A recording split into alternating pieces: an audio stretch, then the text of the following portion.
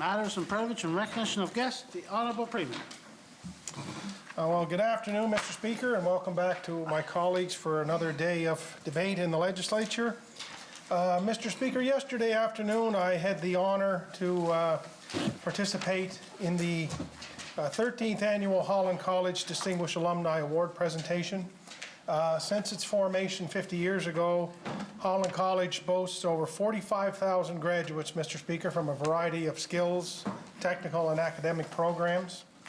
This year's distinguished alumni recognized were Vince McKenna, an IT programmer, an analyst who was one of the founding partners of Deltaware Systems, Don Ricks Moore, who's the executive director of the College of Licensed Practical Nurses of Prince Edward Island and who was a member of the very first Holland College Nursing Assistance Program, and Harvey Stewart, Mr. Speaker, a graduate of the welding program, who was the owner and co-founder of Trout River Industries, a company in western Prince Edward Island that employs over 210 people, Mr. Speaker.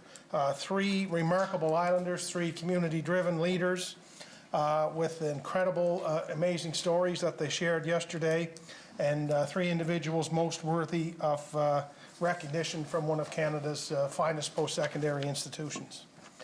Speaking of exemplary islanders, Mr. Speaker, and community leaders, I was very pleased to learn that the PEI recipient for the 2021 Stomp and Tom Award will be Tara McLean, Mr. Speaker. The award honors those who have made a long-term contribution to the East Coast music industry and have helped pave the way for the artists of today.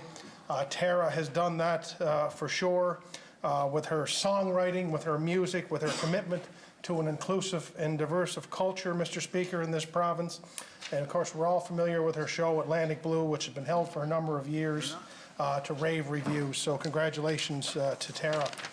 Mr. Speaker, speaking of the ECMAs, one of PEI's perpetual annual award nominees and a group that you'll be most familiar with, the East Pointers, Mr. Speaker, hoping that the third time is a charm with their concert series at the Trailside. They were postponed a couple of times due to COVID, Mr. Speaker, but Tim, Cody, and Jake are eager to get rolling, and you know, usually they're away from PEI this time of year, touring the world and sharing their music.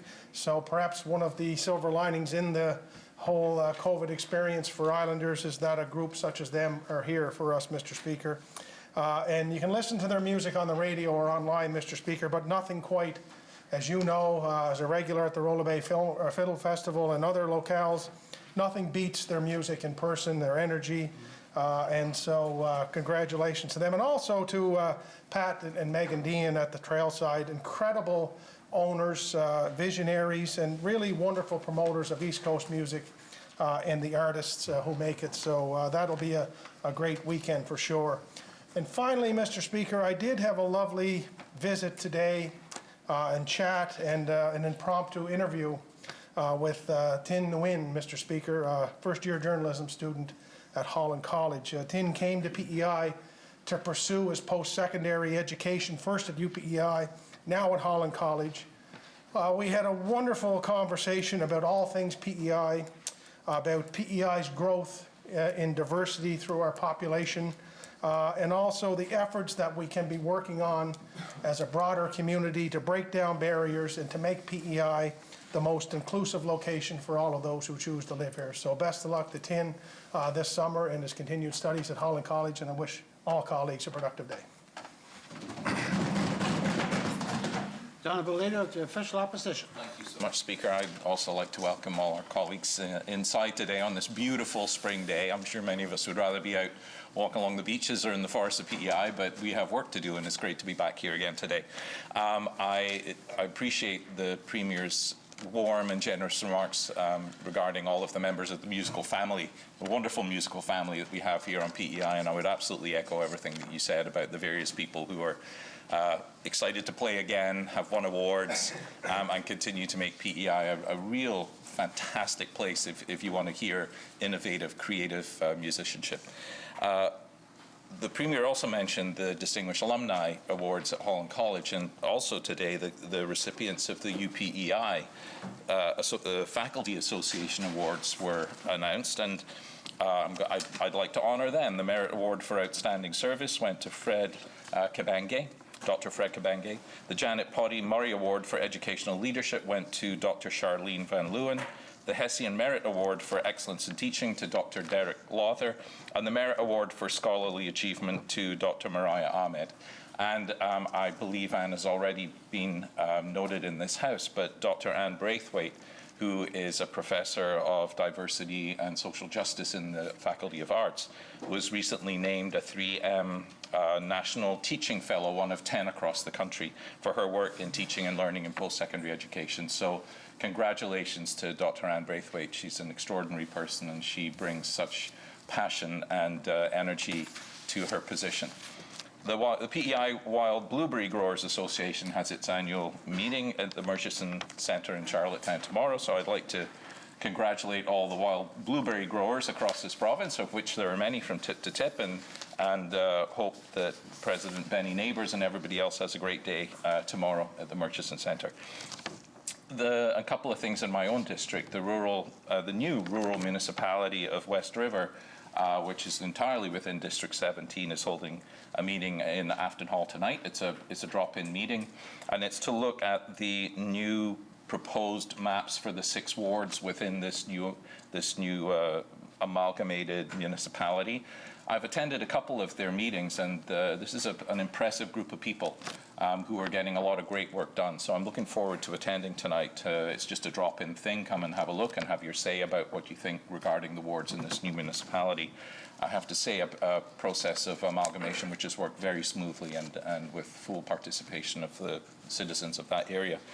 Also in the Afton Hall, there is a spring craft fair. I talked yesterday about the signs of spring, and the fact that we're having craft fairs is another one. And tomorrow in the Afton Hall on Saturday.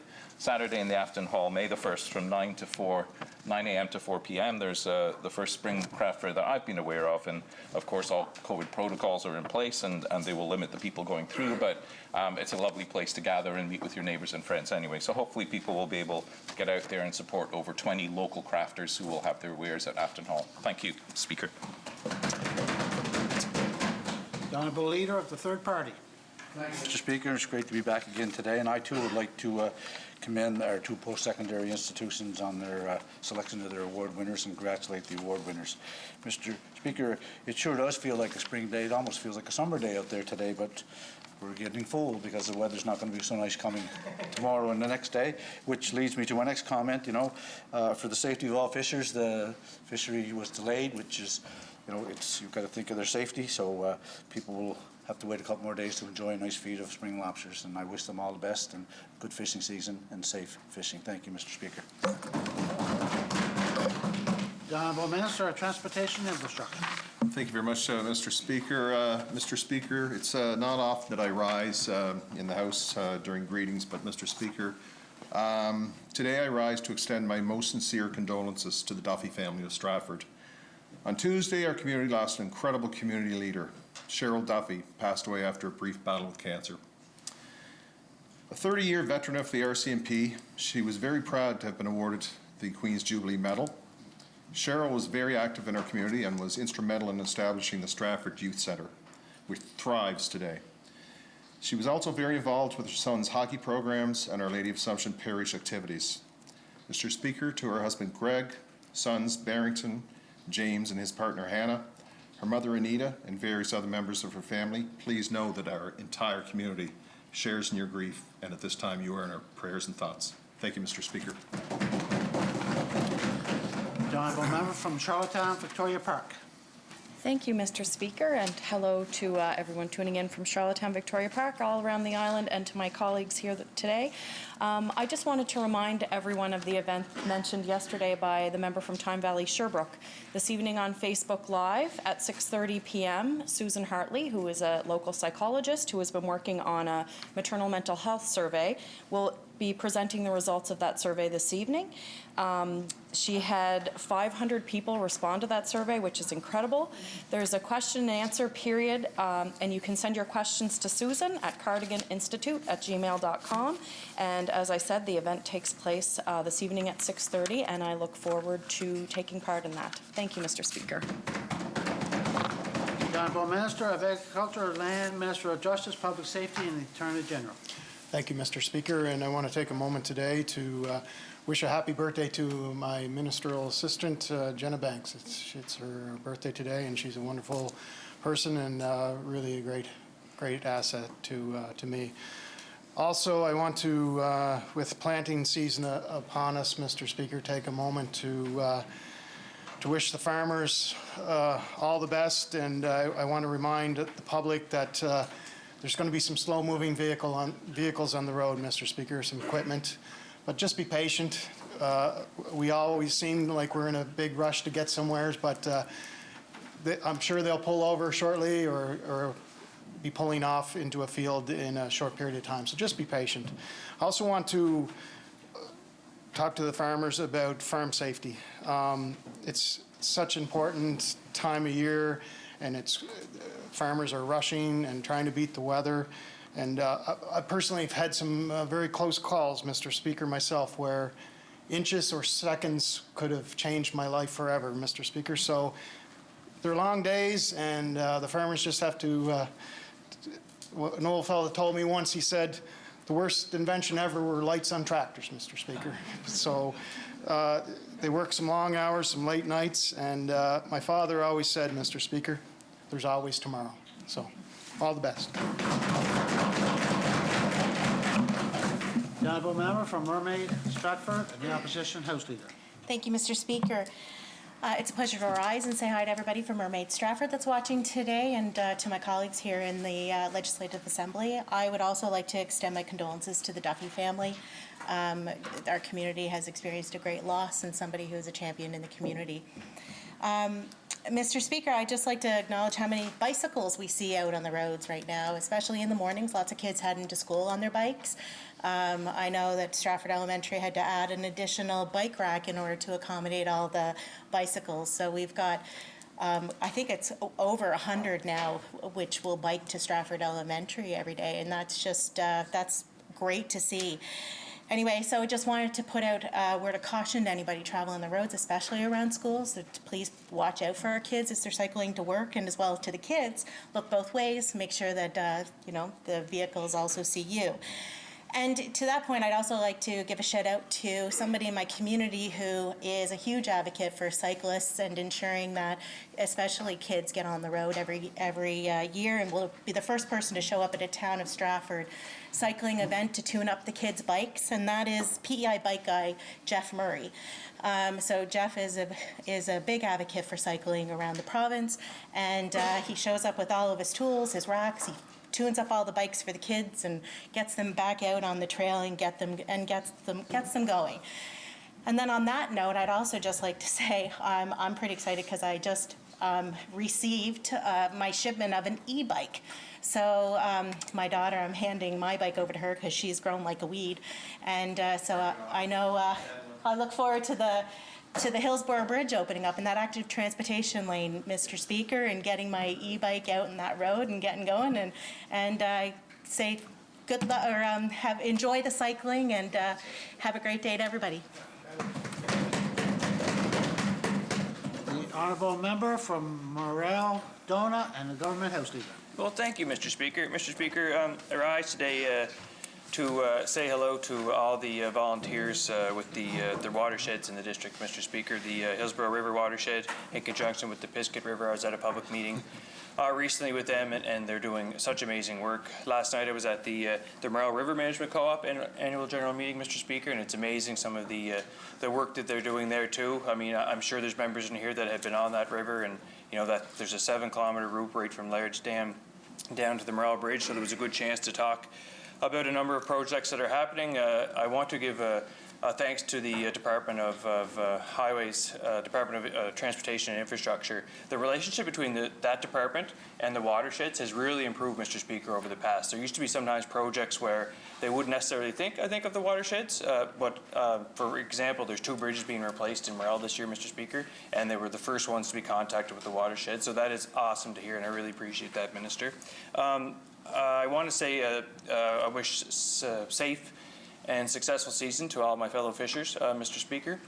are a little bit delayed, obviously, but I think as the Minister of Agriculture said, safety first. I think that's important. Everybody take your time and enjoy a safe season. And lastly, Mr. Speaker, it's my mother's birthday today, Arlene McEwen, and she does so much for our family and for me personally too, especially during these quite hectic days when we're around the house too. So we love you and happy birthday, Mom. Thank you. The honourable member from Charlottetown, Belvedere. Thank you, Mr. Speaker, and it's a pleasure to rise today.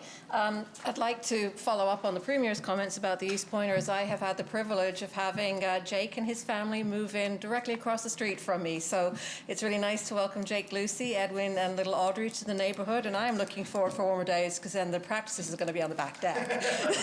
So, but we've been sharing gardening tips, and it's just great to have some fantastic new neighbours in the community. Also in District 11, Farm Centre Legacy Community Garden has always been a real hub in that space, and they are continually coming up with new and interesting things that they can provide for the community outside the garden centre. And so currently this week it's everything from mulch, lime pellets, strawberry plants, chicken feed, and thank you. And in a couple of weeks, I'll be picking up 2 hardy peach trees that I actually ordered in a fundraiser and bought for my mum for Christmas. So not quite sure where we're going to put them, probably on the front lawn, but Mr. Speaker, it's a pretty amazing thing that when you live in the city that you have such an incredible legacy garden that is so vibrant and connecting us to being able to garden and grow our own food. I still can't have chickens, but at least I can have peaches. Thank you, Mr. Speaker. The honourable member from Tignish, Pomeroy, Deputy Speaker. Thank you very much, Mr. Speaker, and it's a pleasure to rise today and welcome all those from District 27, Tignish Palmer Road, who may be viewing today. And I want to take this opportunity to wish a very special person in my life, my Aunt Rachel Miller. Her 99th birthday is today. She's at the Tignish Seniors Co-op home. She still has her wit and her sharpness and her beauty. So Rachel had left Tignish to seek her fame and fortune even before my mother was born. And then she came back to Tignish. I was still in my single digits. She became so she became a permanent fixture in our home. When we got up in the morning, we went downstairs, she was at the kitchen table. We went to bed at night, she was at the kitchen table. She participated in every family function, every holiday, every occasion we had. It's really nice to have somebody still, like my parents passed 25 years ago, so it's nice to have somebody senior in the family around.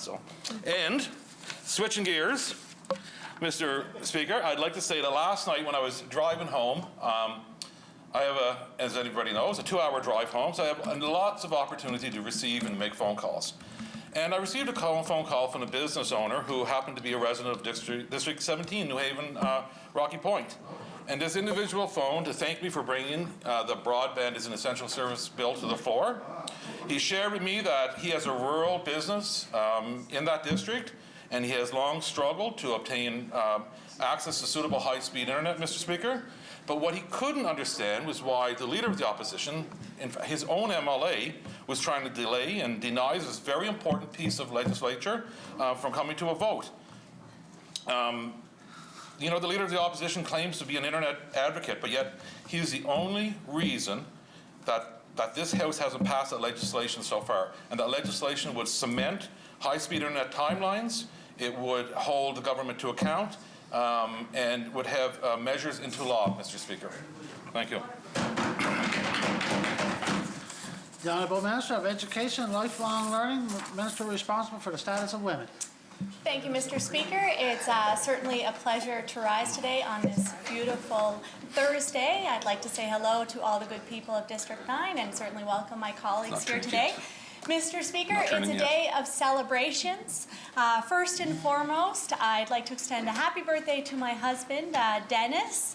Happy birthday, Mr. Speaker. I just sent him a text and asked him to tune in, and as he does regularly. But his response back to me was, "Please don't sing me happy birthday." So I'm not, as much much as I want to, I'm holding it in. So I'm not going to, but I promise tonight, Dennis, I will be singing lots to you. Mr. Speaker, there's also another couple birthdays today. Jana Banks, as my colleague had mentioned, happy birthday, Jana. She's a constituent of District 9. And Rachel Crowder, she is the Executive Director of the PEI Rape and Sexual Assault Center. So happy birthday, Rachel. And Mr. Speaker, within the last 5 minutes, I just got some incredible news. One of my best friends, Suzanne Scott, she's the owner of Village Pottery. Her and her husband, Bradley Gallant, they just had a little baby girl at 5:08 a.m. this morning, Sophie Elizabeth Gallant. So welcome to the world, Sophie Elizabeth Gallant. Congratulations, Bradley and Suzanne. I am so happy for you. Thank you very much, Mr. Speaker. Honorable members. Honorable members, Her Honor Lieutenant Governor was pleased to meet with representatives of the House on Tuesday, April 29th at 11 a.m. and grant royal assent to an act to amend the Regulated Health Professions Act, Bill number 11, as passed by the Legislative Assembly, April 27th, 2021. Thank you. You may be seated.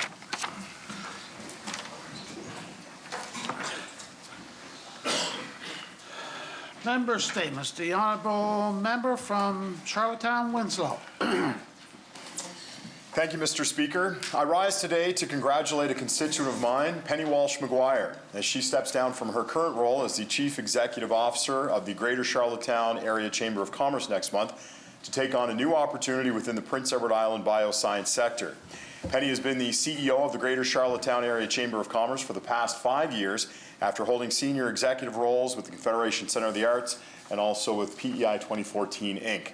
During Penny's tenure with the Chamber of Commerce, she has done a great job championing the concerns of the business community, especially during the tumultuous times that this pandemic has brought to our local small businesses.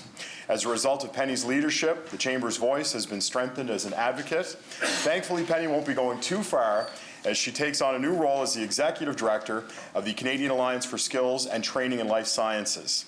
The Canadian Alliance for Skills and Training in Life Sciences is an innovative partnership of the PEI Bio Alliance that draws together academia, industry, and government to meet the skills and the workforce needs of our growing bioscience sector here in the province. I do want to thank Penny for all her hard work as the CEO of the Greater Charlottetown Area Chamber of Commerce, and I do want to wish her the best of luck in this new leadership position within the PEI biosciences sector. Thank you, Mr. Speaker. The honourable member from Larry Inverness, third party whip. Thank you, Mr. Speaker. Recently, I had the pleasure of attending the annual general meeting of the O'Leary Farmers Co-op for 2021. There were many lessons that came from that meeting and the virtues of benefits of supporting a business owned by the members of its community. Mr. Speaker, the O'Leary Farmers Co-op operates a large grocery store in the town of O'Leary, as well as a convenience store, gas station, feed mill, and farm store. With an annual payroll exceeding $1.2 million, the co-op employs 47 workers who are our friends and our neighbours.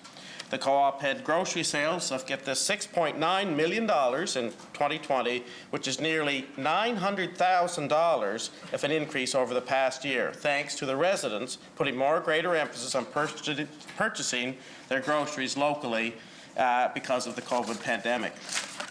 In addition, the feed mill farm store had annual sales that exceeded $1 million and have seen an increase in sales of approximately $400,000, again, thanks to more islanders growing gardens and keeping livestock for their own consumption. However, with every good news story of a business in a pandemic comes the reality of the elements that were negatively impacted. In this case, the co-op have seen fuel sales of $4.5 million drop about $600,000 over the previous year, due to the reality that many have been working from home and the travel restrictions and gatherings that have impacted them. The O'Leary Farmers Co-op tapped into programs offered by the federal government in the forms of the Canada Emergency Business Account and the Canada Emergency Wage Subsidy did provide relief during the initial impacts of the pandemic. As well, to commend the provincial government, the provincial Sobeys gift card initiative, which had allowed residents to redeem at the O'Leary Farmers Co-op, were also helpful in getting the business through this pandemic. Mr. Speaker, in the last year, the O'Leary Farmers Co-op did survive the unknowns of a health pandemic with a fiscal prudence and ended their fiscal year with a tidy profit of $450,000. On behalf of the constituents of O'Leary Inverness, I want to thank Chair Mary Lois Bernard and the Board of Directors of the O'Leary Farmers Co-op and Manager Don Helm and all the remaining 46 frontline staff who were deemed essential workers for their hard work and desire to assist their customers. Also, a thank you to the constituents of O'Leary Inverness, Julie Siliker for 40 years of service, Dorothy Smith, 35 years, Ronnie McPhillips, 30 years, and to Sandra Smith, 20 years of service as dedicated employees of the O'Leary Farmers Co-op who received recognition at that meeting. Truly a testament to the continued success of any business longevity is the loyal relationship it has between the employee and the employer. Thank you, Mr. Speaker. Honourable member from Charlottetown, Brighton. Thank you, Mr. Speaker. The recent unanimous acceptance of the Poverty Elimination Act tabled by the honourable member from Charlottetown Belvedere may seem to some as just another legislative promise. Promises are one thing, action quite another. Politicians love promises, especially the ones where the goals are so far in the future that fulfilling the promise will be the job of future governments and generations. But the Poverty Elimination Act is not like that. While it does have a specific goal of eliminating poverty by 2035, 14 years from now, it also sets intermediate goals along the way in 2025 and 2030 to clearly set the path for actually reaching the goal by 2035. I have followed the Special Committee on Poverty Elimination closely, and I'm so impressed with their extensive work and detailed report presented to the legislature last year. But I was always worried about the big price tag of over $300 million per year being an obstacle, meaning that possible implementation could sit on provincial or federal politicians' desks for decades or forever. So my preference for implementation of a guaranteed income was always to do so over a longer period, so the problems could be solved along the way and also so the cost. Spreading the implementation over 14 years is very doable. Instead of suddenly spending $300 million or more a year, the task is reduced to finding around $25 million the first year, quite possible for our provincial government on its own, if they had the will. Of course, you cannot legislate government will. Governments can and do avoid legislation by failing to proclaim the laws or simply ignore them.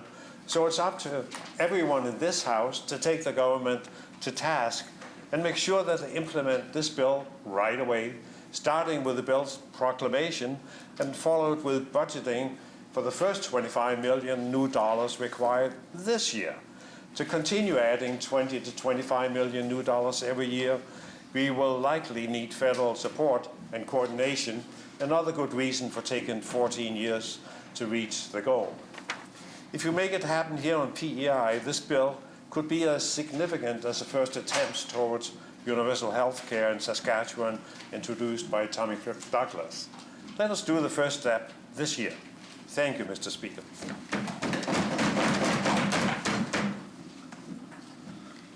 Questions by members, starting with response to questions taken as notice. The Honourable Minister for Agriculture, Land, Justice, Public Safety, Attorney General. Thank you, Mr. Speaker. Yesterday I was asked, are the City of Charlottetown easements to the National Building Codes now invalid? As the member is well aware, the National Building Codes were introduced to PEI this year. We were excited of the benefits that will accompany this. The staff and land division have reviewed the City of Charlottetown's Building Codes bylaw and was posted in December 2020. We have found no relaxations in respects to the National Building Code. My staff has also reached out to the city officials since receiving this question and confirmed that the City of Charlottetown has not implemented any easements. Because the National Building Codes were just implemented this past year, I recommend that everyone check the dates on bylaw documents when reviewing to ensure that the newest edition posted by the respective municipalities. Thank you, Mr. Speaker. The Honourable Minister of Finance, Deputy Premier. Thank you, Mr. Speaker. Yesterday, the Honourable Member of O'Leary Inverness asked about the PI Lotteries Commission, stating that he was unable to find the last two annual reports of the Lotteries Commission. In the interest of clearing up confusion, the 2019-2020 annual report of the PI Lotteries Commission was tabled with the Clerk of the Legislature and posted online to the Assembly website as a tabled document over 2 months ago on February 22nd. Furthermore, the Clerk's office distributed the report electronically that same day to all members of this House and senior staff of all three parties to their caucus offices. Later, during tabling of documents, I will table a copy of the email that all members of this House received advising them the report was publicly available. Thank you, Mr. Speaker. No one else? That's right. Need to. And for our first question, I'll call on the Honourable Leader of the Official Opposition. Thank you so much, Speaker. Almost 6 years ago, myself and Pat Levesque from our office, and at that time the entire Green representation in this legislature, accompanied Greg Donald from the Potato Board on a tour of some island farms to see what innovative things they were doing to improve soil health and protect waterways. One of the projects we stopped to look at was a planting of willows in East Prince. And this morning there was a CBC story talking about the many and perhaps in some ways surprising results from that project. The relatively small area, a few acres, has been sucking excess nitrates and phosphates as expected, and it has created greater habitat and biodiversity, but it's also been sequestering carbon at an impressive rate, 29 tons of carbon per hectare per year, or the equivalent of 6 cars. A question to the Minister of Agriculture and Land. Where does the funding for this project come from, and are there plans to expand it, given the very promising data that we've received to date? The Honourable Minister of Agriculture and Land. Thank you, Mr. Speaker, and that is a great project, and I think when I speak with the Minister of Environment, when we first sat down in his new role, and our first conversation was planting more trees, Mr. Speaker, and we have come to the point where a main topic is sequestering carbon, Mr. Speaker. And Mr. Speaker, there's no better way than to do that by planting trees. And the Willow Project was an excellent initiative. We have the CAP funding, Mr. Speaker, that for sustainable projects like that, what we will continue to do. I know the Potato Board has also had some initiatives, environmental initiatives like that they put funding toward as well. We hope to build on this, Mr. Speaker. It's great news. Thank you. The Leader of the Official Opposition. Thanks, Speaker. The Alternative Land Use Services, or ALICE program, has been of significant to landowners, particularly farmers, of course, but others as well, and also useful in protecting and expanding wildlife habitat. The program was started in 2008, and it's expanded significantly since then over the years to service about 12,000 acres of land all across the province. Question to the Minister of Agriculture and Land. Of the 6 different incentives supported by the ALICE program, which do you think provides both farmers and the land with the most beneficial and the most permanent improvements? The Honourable Minister of Agriculture and Land. Thank you, Mr. Speaker. And that's an important program, the ALICE program, Mr. Speaker. There's so many. I don't think you could point at one specific initiative that, Mr. Speaker. They all work together. They have to. We have to build on that, Mr. Speaker. And we're actually opening up the Alternative Land Use, the ALICE program, to take a look at how we can improve it, how we can enhance it, Mr. Speaker. We feel that farmers should be rewarded for taking this, even more rewarded for taking land out of production that is not sustainable, Mr. Speaker. So we have to take a new look at this and open it up and really look at how we can improve it for the not only for the land, the environment, but for the farmer as well. Thank you, Mr. Speaker. The Leader of the Official Opposition. Thanks, Speaker. And I absolutely agree with the Minister. Currently, the second largest contributor of CO2 in this province is agriculture, but agriculture could be one of the significant forces that we could use to actually sequester carbon. So I agree that there's a huge opportunity here for the island, for island farmers. The budget for the ALICE program has not expanded to keep pace with the popularity of it. Payments for land services such as increased buffer zones, high slope land retirement and soil conservation haven't changed in years, despite general inflation and increased costs over that time, not to mention the skyrocketing cost of land values.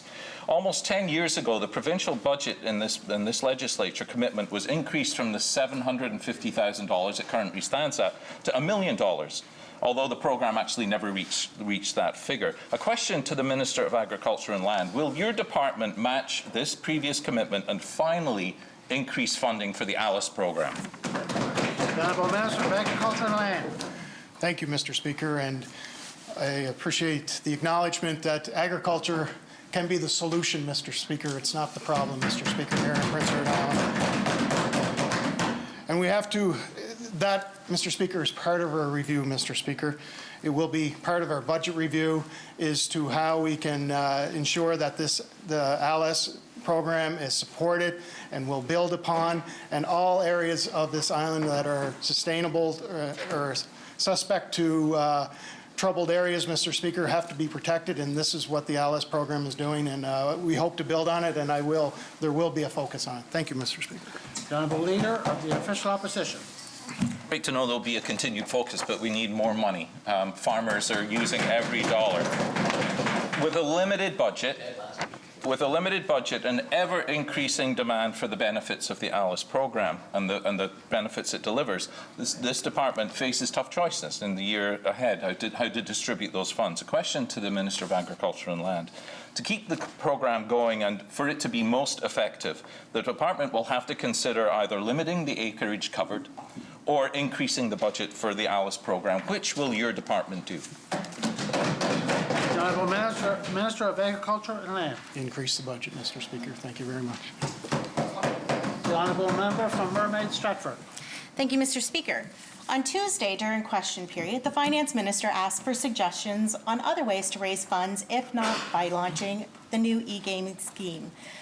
Mr. Speaker, on this side of the House, we have plenty of ideas of how government can raise revenues in more ethical ways than by preying on the most vulnerable in our society. For example, PEI currently has 3 personal income tax brackets, when our sister provinces have 5 tax brackets, which allows them to tax the top 2% income earners at a higher rate. A question to the Minister of Finance. In your search for additional revenue sources, did you consider adding an additional tax bracket to increase income taxes on the highest income earners of Prince Edward Island? The Honourable Minister of Finance, Deputy Premier. Thank you very much, Mr. Speaker and Honourable Member. We continually are looking at ways to make sure that we are bringing in the revenues that we need for the province, but we also want to ensure that Islanders are looked after, and by raising the basic personal exemption is one way of doing that. We'll continue to review all of the different ways that taxation could be administered throughout the province. Thank you, Mr. Speaker. Mermaid Stratford. Thank you, Mr. Speaker. Last spring, I asked Minister of Finance about a vacancy tax. This is a policy that would generate income while helping address the housing crisis.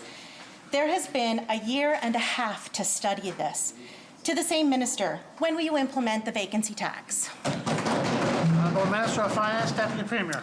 Thank you very much, Mr. Speaker. Honourable Member, last week, the week before, in the federal budget, there was talk of a vacancy tax. We have been working on what this could look like for the province now for quite a while, since last fall, actually. We'll continue to do that. One of the hurdles with that is the fact that we have to be able to look at Islanders across the board. Is it for seasonal residents? Is it for houses that are vacant, that are year-round? There are a number of parameters to look at, Honourable Member, but we are going to work with our federal counterparts. This is something they brought up in the federal budget, and we're more than willing to work with them. Thank you. Thank you, Mr. Speaker, and I find that an interesting answer because last spring in 2020, the Minister of Agriculture said that he was meeting with the Minister of Finance and parties out in BC to actually look at what their vacancy tax was, and now here we are over a year later and you're still trying to figure it out. This government is slower than cold molasses running uphill when it comes to figuring out how to tax the wealthy. They like to talk about measures such as the minister just did, raising the basic exemption, which we know gives far more benefits to wealthy islanders than it does to the poorer ones. To the minister, why is your government implementing tax policies that benefit wealthy islanders more than truly actually helping those that truly need it? The Honourable Minister of Finance, Deputy Premier. Thank you very much, Mr. Speaker and Honourable Member. We on this side of the House have increased the budget for social development housing. We continue to work across government departments to ensure that islanders that are in need are looked after. We're there for them. We will continue to be there for them, whether it's through a rental voucher, whether it's through finding housing. There's always challenges, there's always more that can be done, but we will be there for islanders. Thank you, Mr. Speaker. Summerside South Drive. Thank you, Mr. Speaker. One of the barriers for farmers installing more renewable energy generation is a single line in the net metering regulations, which stops farmers, or anyone else for that matter, from putting multiple meters together for net metering. In other words, if you've got buildings in more than one location, you'd have to build separate systems for each, rather than just one system to offset your other buildings. Question to the Minister of Environment, Energy and Climate Action. Farmers and others have been calling for this to change. You have the power to change regulations quickly. Why haven't you done it? The Honourable Minister of Environment, Energy and Climate Action. Thank you, Mr. Speaker. So this sudden love for farmers today from the Green Party is like what we call over here a political deathbed conversion, Mr. Speaker. Anyways, that said, Mr. Speaker, I totally understand where the honourable member is coming from. We're working through a number of things with farmers. As was announced in the speech from the throne, we're looking at doing free energy audits with farms. We're looking at three-phase power, how it is, where it is on Prince Island, and how far away we are from all the firms, see if we can help with that. We're looking at how we can offer efficiencies. We're looking at some solar programs and some that you might be interested in, some you might want to provide some input into how we can use solar on arable land and still farm it at the same time. So we're looking at trying to pull a pilot off the ground with a farm or two on Prince Edward Island to show that land can still be multi-use. We're looking at how we might be able to use grazing land for solar.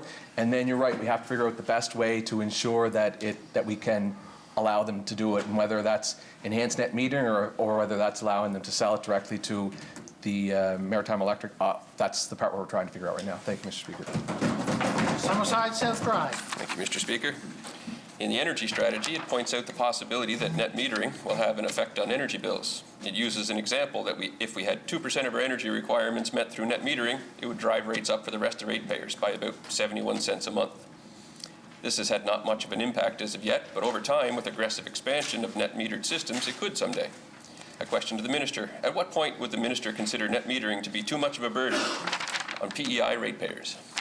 Environment, Energy and Climate Action. Well, thank you, Mr. Speaker. Again, that's a really good question. I think the answer is it's pretty close, and I think that's why we're reluctant to make any major changes in net metering to allow big operations to come on or big installs to come on, because we have to figure out a way to allow these renewables to happen so that they don't impact the ratepayers. So as you know, and I've pointed out in this House several times, if we impact the ratepayer, it's going to be those that do not have the ability to get there that are going to be impacted the most. So we have to be very careful in how we do it. And I've said numerous times in the South, energy policy is really tricky, especially in a small jurisdiction like we're in. So we want to make plans moving forward that are going to help us. That said, if we were to make any changes in net metering, we wouldn't change the people who are already in. So get your solar installed this summer if you're really interested, because somewhere down the road we are going to have to make that tough decision to look at how we accept solar onto our grid so that it doesn't impact everybody else. Thank you, Mr. Speaker.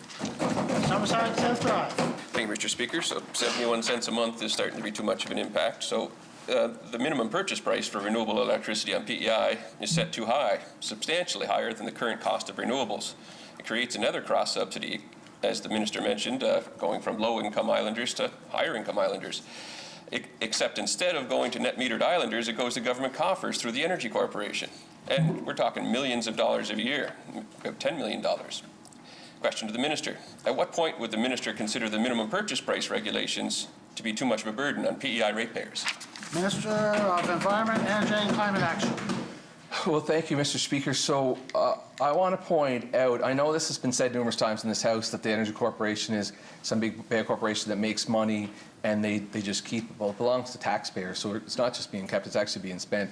It could be being spent on on attracting a doctor to your area. I don't know where it goes. It goes into general revenue. But I do want to point out that this government and the previous government before, who kind of handcuffed us into doing this, artificially lowers the rates to all islanders by, and you see it on your bill if you look, it's a PEI government rebate, and it costs us $12 million a year to artificially lower rates so that it didn't have an impact when the Energy Accord came in, and I believe 2016, correct me on the date if I'm wrong on the date, but somewhere in that vicinity, Richard Brown was the minister at the time, and they put that money, and it's been there permanently to permanently lower rate. So I would say we're not even making enough money in the Energy Corporation to offset the amount that we're spending to lower rates for islanders each and every day. Thank you, Mr. Speaker. Summerside South Drive. Thank you, Mr. Speaker. And if you go back to that announcement, it was using federal monies that were coming from a pot there, Minister. It wasn't coming from ratepayers in Prince Edward Island. Government intervened on behalf of farmers to argue against fixing the rate structure to bring it in line with how our rates are supposed to be regulated. This was done to protect some farmers from a rate increase. The rate of return for Maritime Electric is a maximum, or it's supposed to be. Any shortcomings are supposed to be absorbed by the corporation. Why didn't the government intervene on behalf of all islanders when Maritime Electric recently applied to raise rates on all islanders during the pandemic? The Honourable Minister of Environment, Energy and Climate Action. So I said it numerous times in the House, this has a negative impact on farmers. So what we're trying to do is help meet the goals now that are set by IRAC by helping offset that for farmers. So again, I'll tell you some of the things we're doing. We're giving free energy efficiency efficiency audits on every farm in Prince Edward Island. We're going to use that data to build the best programs that we can for farmers. We think we can save that what could be up to 15% in a farm, which is a significant amount of farm income that will be lost because of this. We'll use that money we'll use our findings to build programs to offset that so they can find efficiencies inside their operations so that they can lower their bills. We're also looking at offsetting it through perhaps renewable programs. I talked about using arable land and solar at the same time, or using grazing land and solar at the same time. And we've talked about the member from Royal Mermaid asked questions the other day about digesters. We're looking at if we can use digesters to help them create energy on their own farm. So what we're trying to do it in a way to help them get there so it doesn't have the impact on them. We're aware that the second block's going away because IRAC has mandated it. And what we're trying to do is make sure that we can help farmers get there without having any impact. And I think it's important that we do the work that we're doing right now to get that done. Thank you, Mr. Speaker. The Honourable Member from Charlottetown, Belvedere. Thank you, Mr. Speaker. One of the recommendations of the PEI Poverty Reduction Action Plan that came out in 2018 was to undertake another long overdue review of the Employment Standards Act. A good process that is open to the public and community advocates, as well as employees and employers, will be really important, as well as commitment from government to act on those recommendations. Question for the Minister of Economic Growth, Tourism and Culture. Your government committed to this review in February 2020 with a call for application for panel representatives. What is the status of this review? The Honourable Minister of Economic Growth, Tourism and Culture. Thank you, Honourable Member, and great question. I'll be honest, Honourable Member, I don't have that right in front of me. I did have a meeting this morning, and I should have asked that exact question. I'll go back and see exactly where it is as of today, and I'll make sure I have your answer tomorrow. Thank you. The Honourable Member from Charlottetown, Belvedere. Thank you, Mr. Speaker. And thank you for that commitment, Minister. Obviously, now more than ever, employment standards are in the spotlight. And consultation and review are critical to make solid recommendations that government can act on with amendments or even brand new legislation. That work, as we know, takes time. Once you have a chance to follow up, Minister, will you commit to making this a priority for your department? The Honourable Minister of Economic Growth, Tourism and Culture. Thank you, Mr. Speaker, and absolutely, Honourable Member. I know this will be part of our strategic plan that I've promised the House from our department. That will be in there as well. Within the next couple of weeks, I'll have more detail on exactly what we're working on, time frames, and what everybody can expect. Thank you, Mr. Speaker. Charlottetown, Belvedere. There's been extensive discussion across the country about the importance of paid sick leave for employees. For context, PEI has limited paid sick days through legislation. After 5 years of continuous employment, you are entitled to 1 paid sick day per year. Additionally, for a limited time during COVID, a limited time offer, there are some supports from federal and provincial governments. If there's anything that we've learned during COVID, it's that people must be able to stay home if they, their families, or colleagues are sick. There has never been a more appropriate time to talk about extending paid sick leave for workers. Question for the same minister. your department could bring an amendment to the Employment Standards Act at any time to increase paid sick leave. If not now, then when? Honourable Minister of Economic Growth, Tourism and Culture.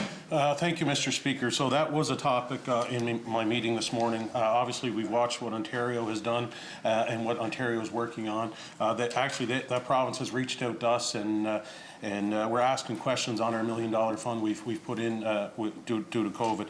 But obviously, that conversation does have to happen. It's a big piece of legislation. We want to make sure there's all kinds of consultation done, which needs to happen.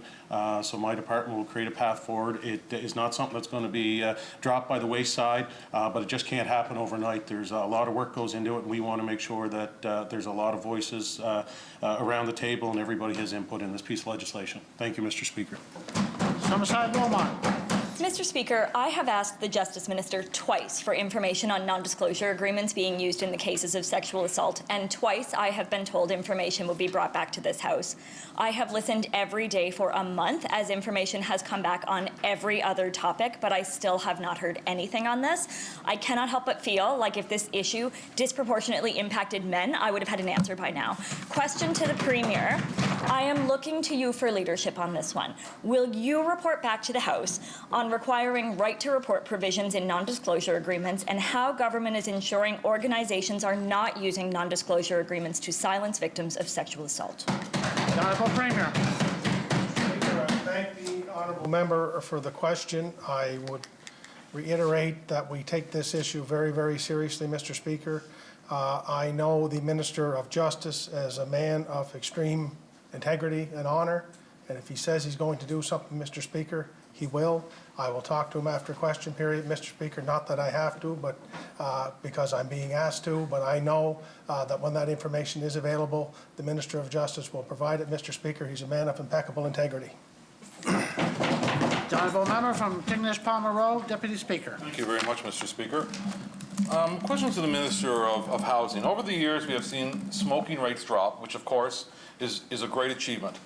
One of the reasons for this drop is increased awareness of sensitivity to second-hand smoke, which has resulted in strict limits on places to consume tobacco right across Prince Edward Island. However, many government seniors' homes continue to allow smoking, which can be very damaging to those who choose not to smoke, Mr. Speaker. Question: why does this government continue to force non-smoking seniors to live side by side with people who want to consume tobacco? The Honourable Minister of Social Development and Housing. Thank you, Mr. Speaker. And this is a really challenging issue. As we know, in our society, we do not want people to smoke. Smoking is extremely bad for your health, and so we've taken measures to limit that. But at the same time, we have people in our society and our seniors who, of course, have worked hard all their lives and deserve our respect and our help in their retirement, who do smoke, and we need to find places for them. So, Mr. Speaker, the department has very challenging situations. Wherever possible, if there's a smoker, we try to put them in a place where smoking is allowed, and if we can't, we ask them to smoke outside. Is it 100%? No, and those are issues we address every day, and I'm going to follow up with the department, Mr. Speaker, to see if there's anything more that we can do to address this issue. Thank you. Thank you, Mr. Speaker. Mr. Speaker, this is a real problem. There are many people in my area who have serious health-related issues, and secondhand smoke affects them. But when they're asked to move to a non-smoking building, they're being told, you're out of luck. So my question is, why is there so little being done to respond to island seniors who are truly worried about the health impact of secondhand smoke? The Honourable Minister of Social Development and Housing. Well, thank you, Mr. Speaker. And first off, when it comes to the department and the housing staff, they take every problem brought to them very seriously. And to say that they're doing very little to help these people, I think was something I might disagree with. I think they try to accommodate everyone as best they can. And Mr. Speaker, I'm going to follow up with them. And if the member from Tignish Palmer Road has some specific circumstances he'd like to bring to our attention where we can work together with him and help solve those issues, I definitely would be willing to do that. Thank you. Tignish Palmer Road, your second supplementary. Thank you, Mr. Speaker. I do, and I will. Mr. Speaker, 56% of, and correct me if I'm wrong, Minister, of seniors units on Prince Edward Island are smoking. 56% are smoking. The latest stats, 25% of seniors smoke. So that's a little bit out of whack right there. And with 12% of islanders who actually smoke right across the board. So that number is going to decrease as years go on. So, Mr. Speaker, at the very least, tenants should be told beforehand that they will be moving into buildings that allow smoking. The problem is that so many seniors are so very happy to get an apartment that they don't bother examining the fine print that's in the contract. And they find out they are locked into a lease or an agreement and they have nowhere else to go. Will the minister take steps immediately to address the needs of all island seniors who have legitimate health worries? The Honourable Minister of Social Development and Housing. Well, thank you, Mr. Speaker. And of course, in the Department of Social Development and Housing, we believe that every islander has a right, as per the United Nations, to housing and good housing. And we take finding this housing, in particular for our seniors, very, very seriously. And so, Mr. Speaker, I will take this back. I'll examine this issue. I do thank the member for raising it. And Mr. Speaker, I will say that the one thing that we're considering to help seniors, not only in this area with housing, but in other areas, is a seniors navigator that can help them with some of these decisions, in particular dealing with government and government programs. Thank you, Mr. Speaker. Tignish Palmer. Thank you, Mr. Speaker. The Community Economic Development Business Program has been an effective tool that has generated investment in rural communities right across Prince Edward Island. And I'm sure every member in here would have a business in their area that would have benefit from this program. This program allows islanders to invest in local businesses. It keeps money here, and it allows local businesses to expand without having to approach government. This program recently expired. It was expired, I think, in February of this year, after a very successful 10-year run. Question to the Premier. Will you commit today to introducing a replacement program similar to the programs that New Brunswick and Nova Scotia have presently in place by the end of this calendar year, 2021? The Honourable Premier. Mr. Speaker, thank you very much. It is a good question, Mr. Speaker. That program has been extremely successful in many communities, and certainly one that comes to the top of my mind is in your own community of Tignish with Royal Star Fisheries, who has used the program. Mr. Speaker, we are working on a replacement program now. There will be legislative changes required to be introduced here in the fall, which we will make. I'm not sure as to where we're at in terms of the length of time that will take, but I have instructed our officials that to work on the extension or the creation of a replacement program, and if we can't have that in place by the end of the calendar year, that we will extend the current one until we're in a position to have a replacement program. Tignish Palmer. Thank you, Mr. Speaker, and that's absolutely great news, and I'm really glad that you will extend it if it's not in place by the end of this year, because it gives that opportunity for people to support their local businesses. Cooperatives and producer-owned businesses are vital for small island producers to market their product and add value to the farm gate and wharf-landed revenues here in Prince Edward Island. Examples of these are, as you mentioned, Royal Star and, of course, ADL. Under the old program, some of these cooperatives were excluded.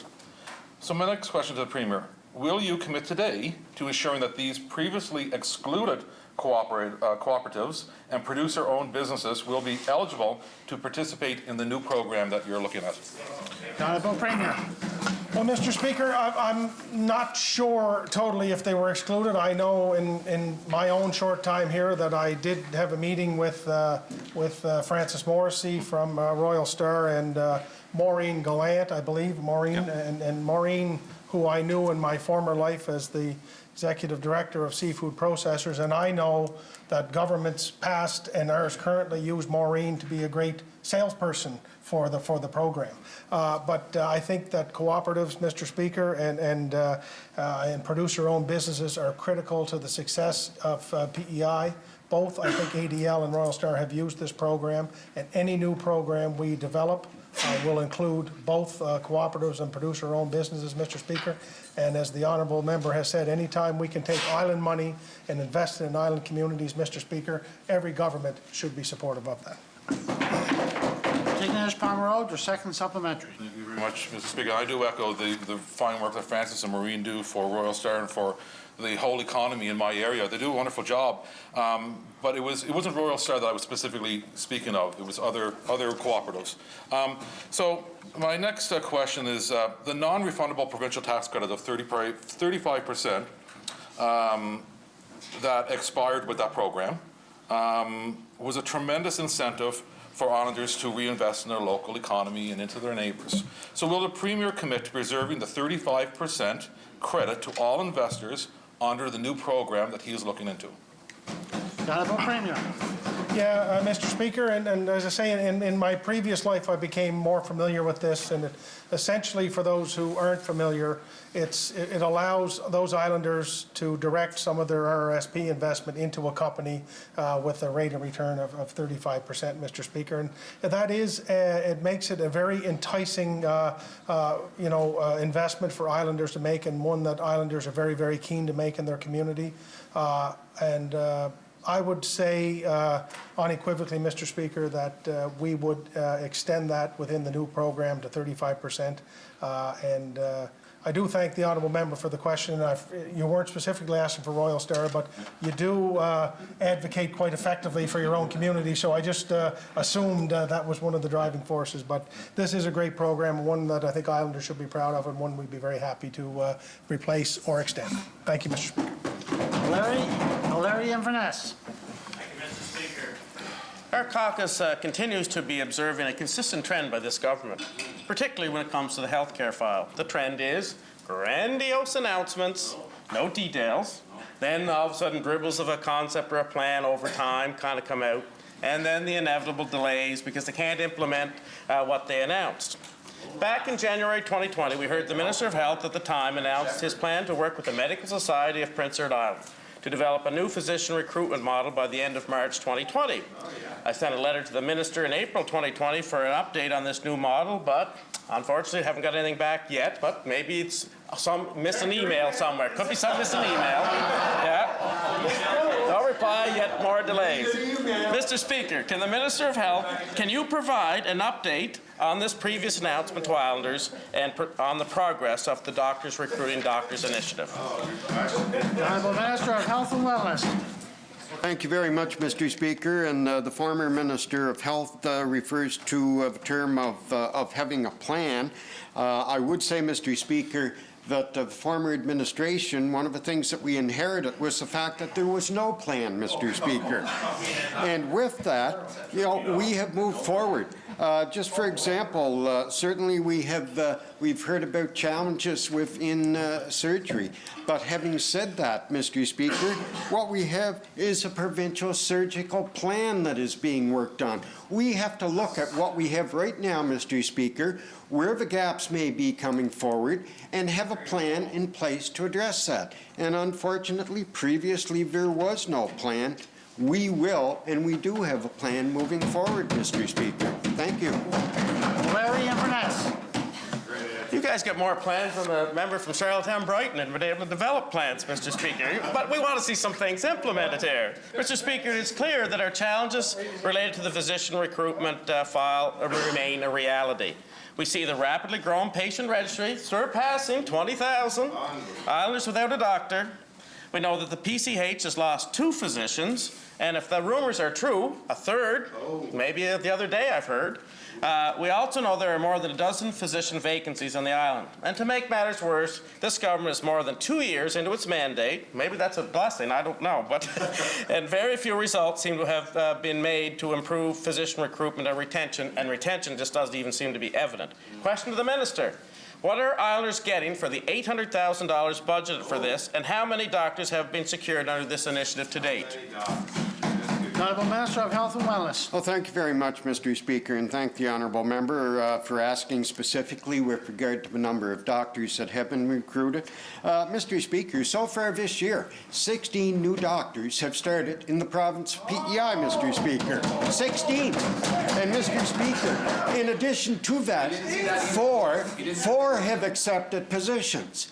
that will be starting in the near future, Mr. Speaker. And we talked, Mr. Speaker, about a plan that was completely lacking in the previous administration. Well, we're looking ahead. And we have doctors that have signed, once that are completing their residency, that are completing fellowships, Mr. Speaker, that have signed for 2022, for 2023. We've talked here over the last few days, Mr. Speaker, about the great results that our nursing incentive programs have shown as compared to the lackluster incentives that were there for the previous administration. So anyway, Mr. Speaker, our incentives are providing results, and they will continue to provide results. Larry Inverness. Well, Mr. Speaker, this is an amazement. They can recruit but can't seem to retain anybody, Mr. Speaker. Never announces how many they lose. They're losing them by the day, Mr. Speaker. 20,000 on the patient registry, and there are 100 and some positions RNs vacant. Question to the same minister. Is there any bonus pay for the doctors who participate in doctors recruiting doctors in this initiative to see what we got for results out of that, Mr. Speaker? Honourable Minister of Health and Wellness. Thank you very much, Mr. Speaker. And one of the things, you know, I refer to the previous administration, one of the things that we're doing, Mr. Speaker, are exit surveys, because we do need to know. We need to know why physicians, why healthcare professionals may be leaving, because every one of us in this legislature knows full well where is the best place on earth to work. Where's the best place on earth to live? It's right here in the province of PEI. Right here, Mr. Speaker. So going back, absolutely, we will continue to work. Are there challenges? Are there additional things that we can be doing, that we need to do, Mr. Speaker? Absolutely. But you look at the program that we put in place that the Honourable Member, former Minister of Health, referenced. Physicians recruiting physicians. It's showing dividends. It's showing right here in front the 16 additional docs. Thank you, Mr. Speaker. The Honourable Member from Morell-Donagh. Thank you, Mr. Speaker. Let's see if we can get to some serious answers here now, Mr. Speaker. So, a lot better questions too, if I'm honest. Mr. Speaker, so in my district, if you're a student in Fort Augustus or in Donagh, and you're going to take an English program, you go to Donagh School. If you go to French immersion, you go into Stratford for French immersion. So those kids that are in Donagh are going with the Stratford kids from K to 6 for French immersion, Mr. Speaker. So here's where the problem lies, Mr. Speaker. In grade 6, when they shift to go to junior high, the Donagh kids are then split off from the same kids in Stratford that they've spent from kindergarten to grade 6 with, Mr. Speaker. So question to the Education Minister. I believe you're aware of this situation. What are we doing to solve this so that those kids are not split away from the 200 kids that they've been with for 6 years? The Honourable Minister of Education and Lifelong Learning. Thank you, Mr. Speaker, and I hope that I'll be able to give the honourable member a sufficient answer. Mr. Speaker, yes, I am very much aware of the honourable member's concern. This has been something that's been brought forward to me on a number of occasions now, and I just yesterday had a conversation with the Director of Student Services as well as the Director of the Public Schools branch regarding this specific example here. Mr. Speaker, so currently each of our 56 schools, they do have defined school zones, and in general these schools serve the school while by allowing for consistent enrollment and efficient transportation. Mr. Speaker, this is again certainly an area that I am looking into. I've asked our Director of Student Services to review the student transfer policy, because I understand there are some individuals within the riding who have submitted a transfer. Again, certainly something that I'm taking very seriously. Thank you very much, Mr. Speaker. Morell-Donagh. Thank you, Mr. Speaker. And Mr. Speaker, like the students are there from kindergarten to grade 6. This was an issue when the dreadful, school review process happened under the former government, Mr. Speaker, and that was the time to be fixed. So, Minister, I know you're early into the department, but your department has known about this for a long time. I've presented to the former school board about this. The time to fix this is actually right now, Minister. So, can we get this? It should have been done back then, but can we get it done like now, today? Because the department is well aware. The Honourable Minister of Education and Lifelong Learning. Yeah, thank you very much, Mr. Speaker. And yes, as the honourable member mentioned, I'm still relatively new to the file, and it is a very extensive file, so I am trying to still get myself up to speed. Mr. Speaker, as I had mentioned, I had met with some staff yesterday, and we have scheduled another meeting in the coming days. So, Mr. Speaker, I will take this back to the department. I will make it a priority, and Mr. Speaker, I look forward to bringing updates to the House. Morel Dona, your second supplementary. Thank you, Mr. Speaker. And this is another case of often when you hear people like using different addresses or all this kind of thing to be able to make this happen. And what happens is a lot of times the people that are just trying to follow the rules and do what they're doing, they find this out later that, why all of a sudden do I have to switch back, Mr. Speaker? They've spent this entire time. So I hope that the minister does clarify this and acts on it and gets it fixed as soon as possible. That's good. Thank you, Mr. The Honourable Minister of Education, Lifelong Learning? No?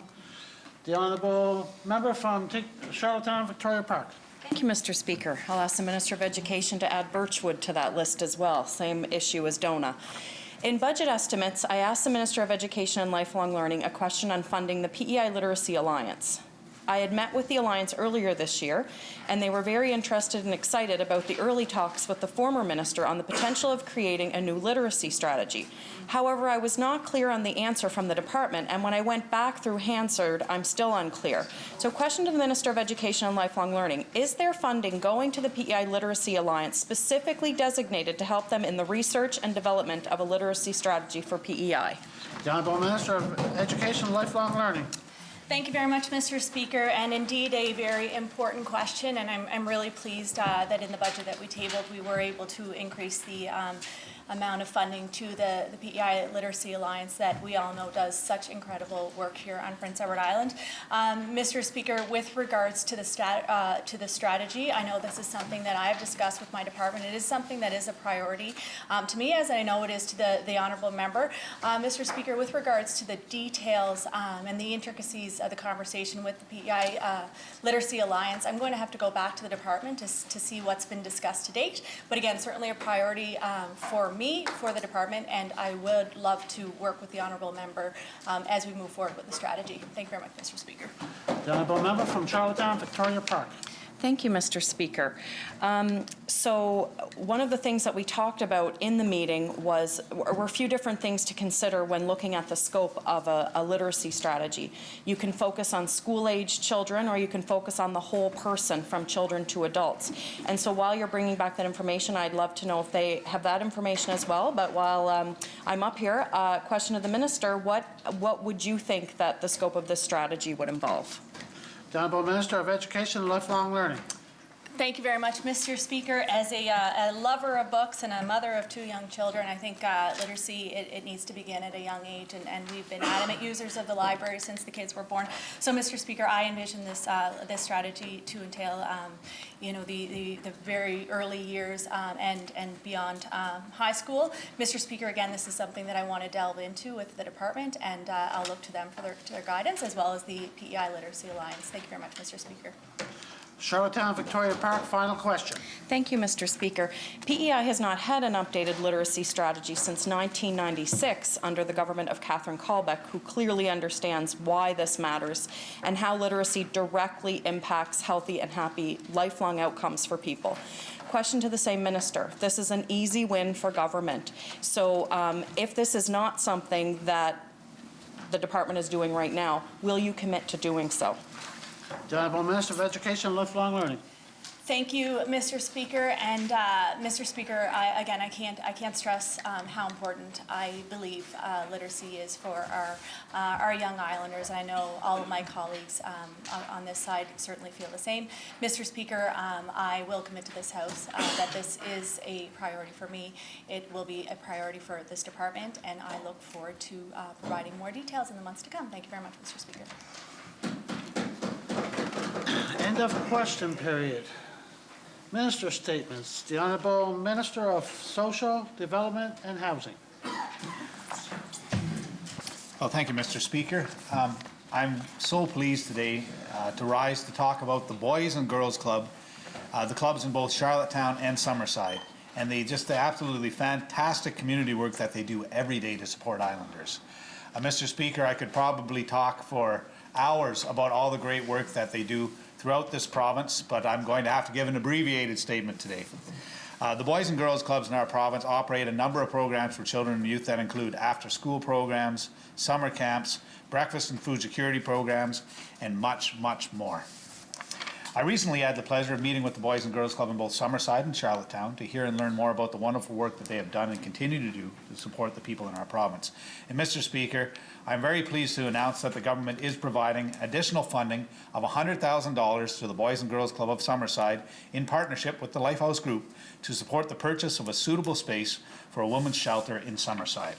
And in addition to this, we are providing $78,000 to the Boys and Girls Club of Charlottetown to support their food security program called Project Backpack, which provides healthy weekly grocery packages to island families who need it most.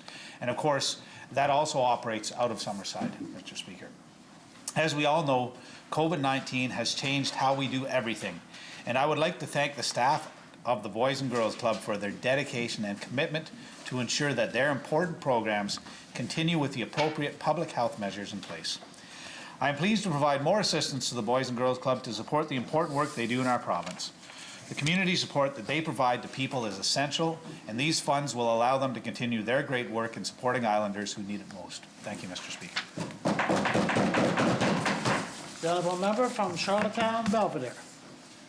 Thank you, Mr. Speaker, and it's great to see such important non-profit organisations in our community being recognised not just for the work they do, but also with some of the funds they need to continue doing work, which often has been funded, in case of the Backpack Project, by donations. So I would like to recognise the advocacy that the member from Summerside Wilmot has brought for the women's shelter, and that by providing this initial funding, because this is obviously just initial funding, but working with community partners to do that is the right way to do that. We know that shelters that are based in community with the community need and the people on the ground who know the community is the best way to deliver those services. So that's a great start. The Backpack program that runs out of the Boys and Girls Club in my district is a phenomenal piece of clear connection from a community group that knows its people. It knows who in the community need help. It knows how to make sure they get that help with dignity. And it's meeting a need which is often invisible, but one that makes a massive difference for families who just don't have enough to get through a weekend. So those backpacks that go out with food for families on the Friday afternoon, no questions asked, and it allows people to have, a really different experience of home life, and providing it through the place where they know that they are safe and respected is, again, it's the right way to do it. So this is a really significant investment, and it's an investment the right way and in the right places. So it's a great announcement to be able to support today, and I look forward to continuing to bring these issues forward, bring this pressure forward, and continue the conversation on how we can do other programs like this that, for a relatively small investment, have massive impact. Thank you, Minister. Thank you, Speaker. The honourable member from Charlottetown, West Royalton. Well, thank you, Mr. Speaker, and this is a very positive announcement. And the Boys and Girls Club is a safe, fun, and trusted place, and I think that's very important to acknowledge that. And Charlottetown and Summerside, I've been to the Charlottetown Boys and Girls Club very often, and they do such incredible work there. And the $78,000 for Project Backpack will go a long way, and will go a long way to helping the community. So I want to acknowledge this announcement from the minister, and I want to say Summerside Wilmot too has done a great job and lobbying for such an important shelter in Summerside, and I think the Boys and Girls Club is a great place to start starting money for this, and we fully expect more, but this is a great positive announcement for PEI, and I just want to say thank you and congratulations to the Boys and Girls Club. The Honourable Minister of Environment, Energy and Climate Action. Thank you, Mr. Speaker. Earlier in April, we announced that this spring we would offer a universal electric vehicle incentive to make electric vehicles more accessible to all islanders. It's the most generous electric vehicle incentive in Canada, providing $5,000 on new or used EVs. We're also offering $2,500 to buy a plug-in hybrid. Mr. Speaker, we intended to announce the highly anticipated start date of this incentive sooner, but we thought the budget would be passed by now. Since the budget is still being debated, in order to give Islanders access to this funding, we went to Treasury Board to get special permission to begin offering the incentive as soon as possible. Today, I'm pleased to announce that any bill of sale on an eligible electric vehicle, plug-in hybrid, or fully electric dated April 1st or later will be qualified and will be paid out. In addition, those who utilize this incentive will receive their free Level 2 charger in the coming weeks. We have heard a lot of excitement about this incentive from the automobile dealerships and their association and Islanders alike. Electrifying our transportation sector is one way we can reach our climate goals. And as the member from Summerside South Drive brought to my attention, even a $5,000 car qualifies for a $5,000 rebate. I'm also happy to announce that the existing monetary limits of $5,000 and $10,000 lifetime on a property for efficiencies programs will be removed. There is no maximum for each property, and every homeowner is now eligible for all the programs. This allows all Islanders to continue to make improvements to their homes and help us reach our net zero goals. Thank you for being a part of our path towards net zero. Thank you, Mr. Speaker. The honourable member from Summerside South Drive. Thank you, Mr. Speaker. Nothing but good news in that announcement there, Minister. I applaud you on the used EV rebate in particular. It's absolutely essential. And as you mentioned, it's possible to even get a $0 car if you can find the right car and the right dealer. The removal of the maximums is also something I've been hearing about from constituents, Minister, and that's another positive aspect of things. If people want to make these changes, we should be encouraging them to do so, not limiting them. So nothing but good news here today, Minister. I applaud the announcement. Excellent. The Honourable Leader of the Third Party. Thank you, Mr. Speaker. This program provides an effective upfront incentive of $5,000 for Islanders, and that's great. We certainly appreciate this announcement. When the throne speech was delivered earlier this year, it contained an ambiguous target to have all vehicles on Island roads be electric by 2030. While I do appreciate the Minister's ambitious target, experts have questioned if this plan is realistic, with others clearly saying it isn't. We also heard there are restrictive concerns regarding the fact that rebate can only be used for an island purchase. I understand this is designed to generate business for local dealers, but are they going to be able to keep up with this demand that the Minister says is going to be there? I do think it is core that this is a good program that will help to curb the island's carbon emissions in the long run. There may be improvements to make down the road, but it's a great first start. Thank you, Mr. Speaker. End of Minister statements. Presenting and receiving petitions. Tabling of documents. The Honourable Member from Charlottetown Belvedere. Mr. Speaker, by leave of the House, I beg leave to table submission to the Government of Prince Edward Island in response to a call for public input on the proposed legislation to the Temporary Foreign Worker Protection Act from CUPE PEI.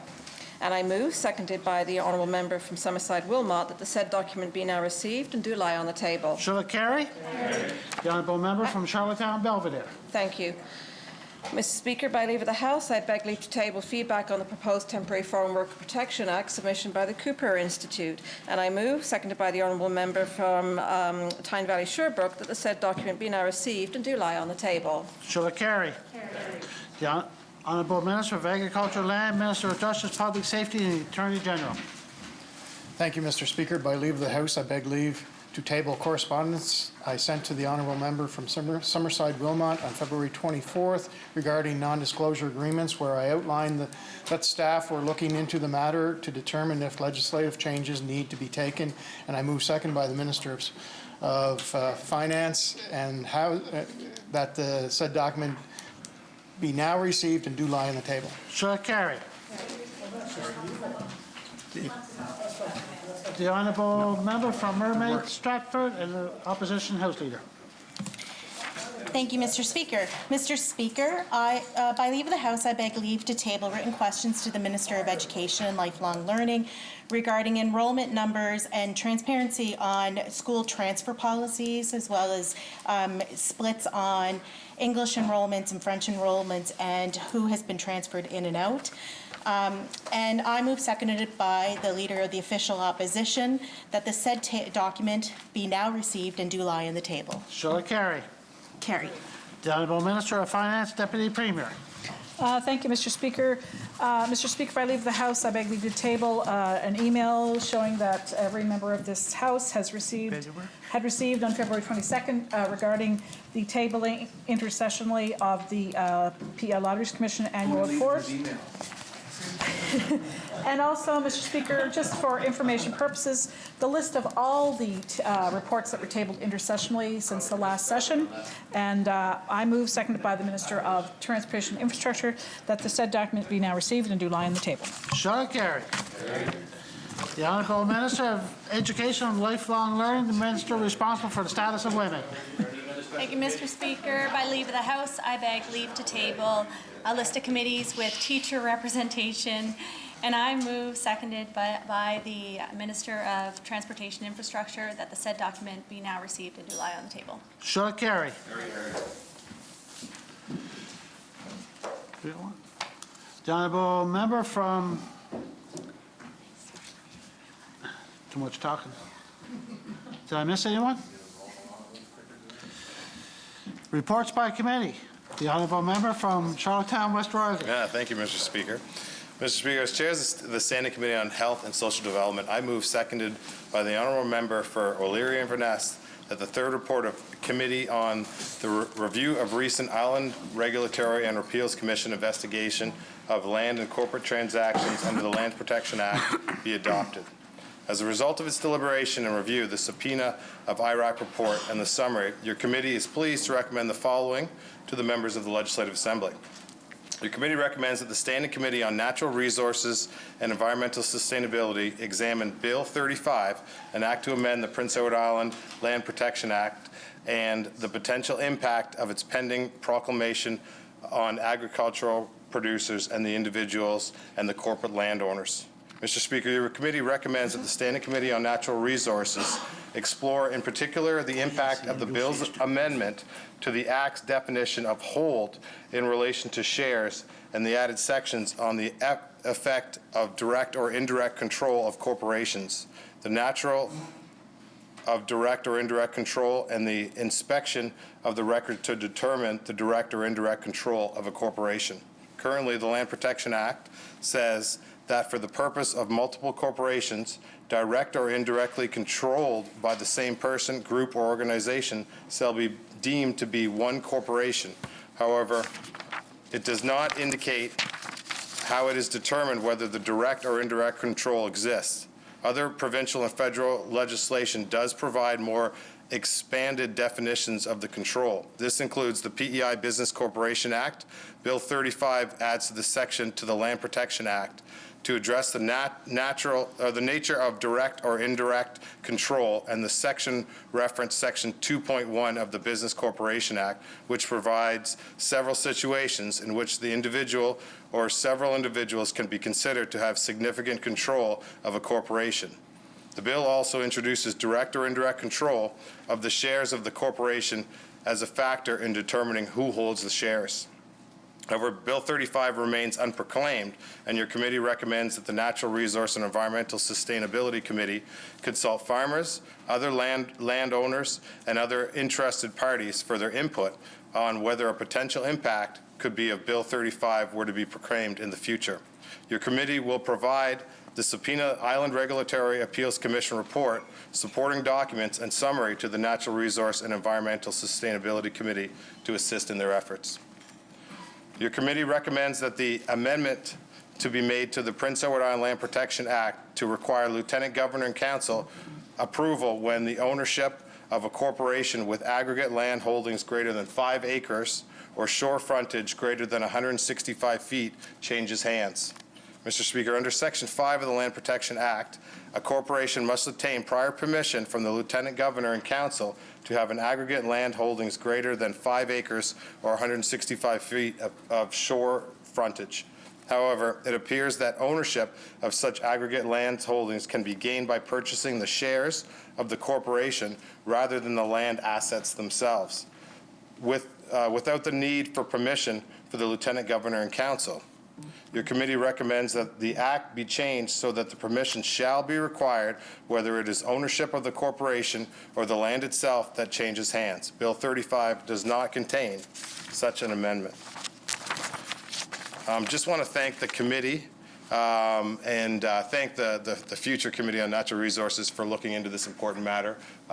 Your committee looked at this very diligently, and we worked together as a whole to make sure we did the best possible service for Islanders. Thank you, Mr. Speaker.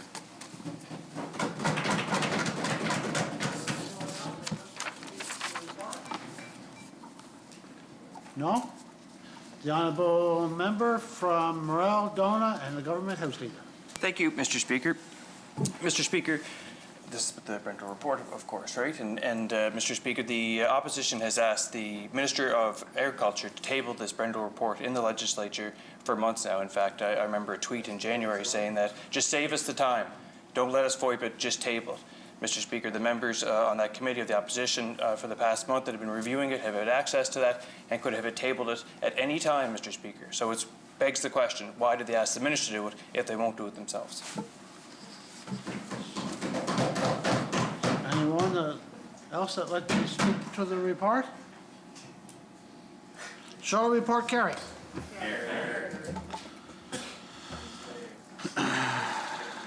Introduction of government bills.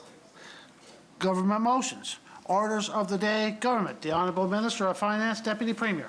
Mr. Speaker, I move seconded by the Minister of Social Development and Housing that the first order of the day be now read. Shall it carry? Carried. Order number 1, consideration of the estimates in committee. The Honourable Minister of Finance, Deputy Premier. Thank you, Mr. Speaker. I move seconded by the Minister of Social Development and Housing that this House do now resolve itself into Committee of the Whole House to take into consideration grant of supply to Her Majesty. Shall it carry? Carried. The Honourable Member from Tignish, Pomeroy, Deputy Speaker to chair the Committee of the Whole House, please.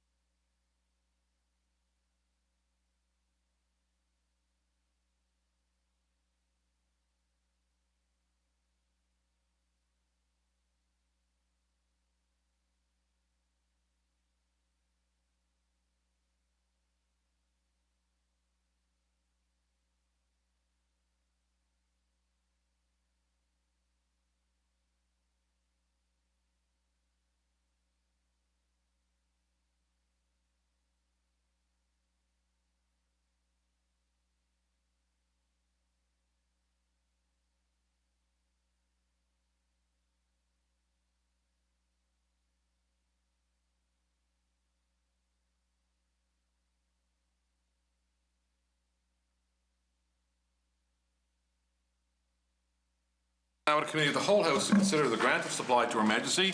Request has been made to bring a stranger onto the floor. Shall it be granted?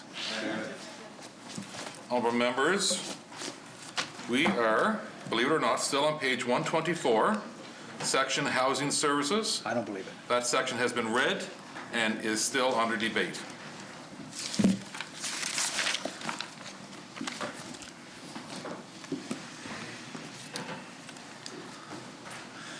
Good afternoon. Would you please state your name and position for Hansard? Lane Bino, Director of Finance. Thank you very much and welcome. Shall the section carry? Charlottetown Belvedere. Thank you. Thank you, Chair. Can you identify in the single line item that's there for housing, all we have is a breakdown in terms of the estimates that show any kind of increases or detail? Is that one section with the grant recipients that we've talked about, you know, the Salvation Army contracts and so on? Can you identify what new spending or new program spending is incorporated into this primary line item, please? Well, thank you for that question. And so some key ones, and Lane may add to this as well. For Blooming House, for example, we provided an additional $80,000 in core funding as requested from the organization. And we provided $100,000 for capital projects if and when it is needed. We're able to do that under the operations budget, and we've transferred that to them. in the PEI home renovations.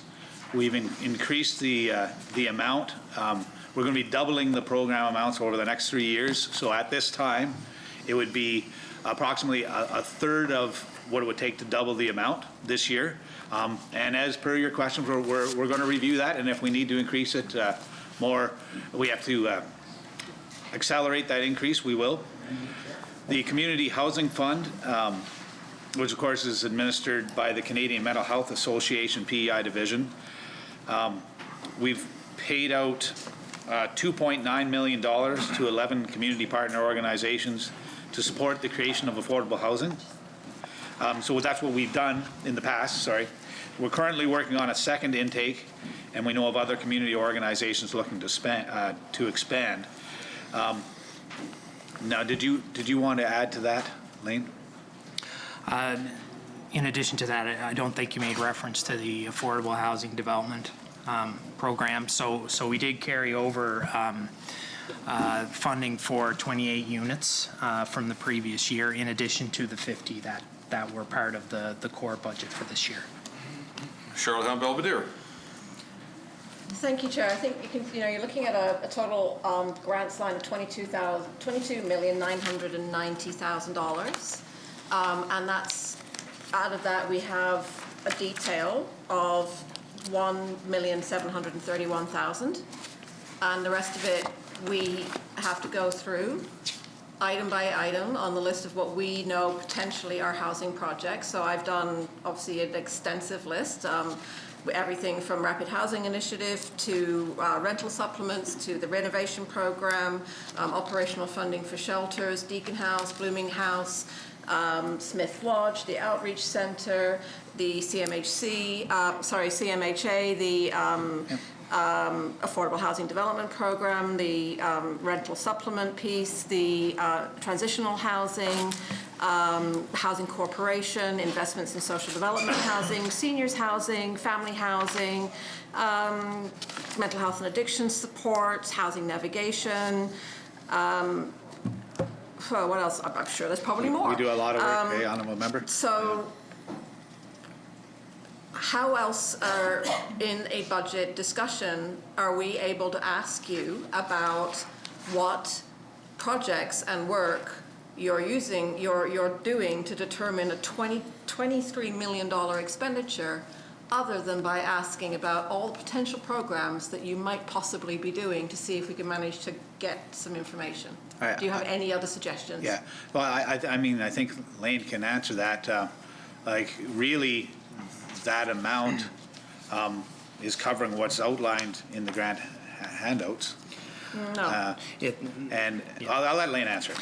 Yeah, I can provide a further breakdown of what makes up the 22.9, just briefly, if that's of. Yeah, that would be really helpful. Okay. So first we have affordable housing development of $3.5 million. This includes the Affordable Housing Development Program, and also funding for some construction projects that were approved in the prior year that are just wrapping up this year. Under emergency and shelter supports, this pertains to your handout of about $1.6 million. So that includes the contracts for Blooming House and the Salvation Army for the Smith Lodge Community Outreach and Bedford McDonald. We have mobile rental vouchers of $8.7 million. We have rent supplement supports of $4.7 million. And we have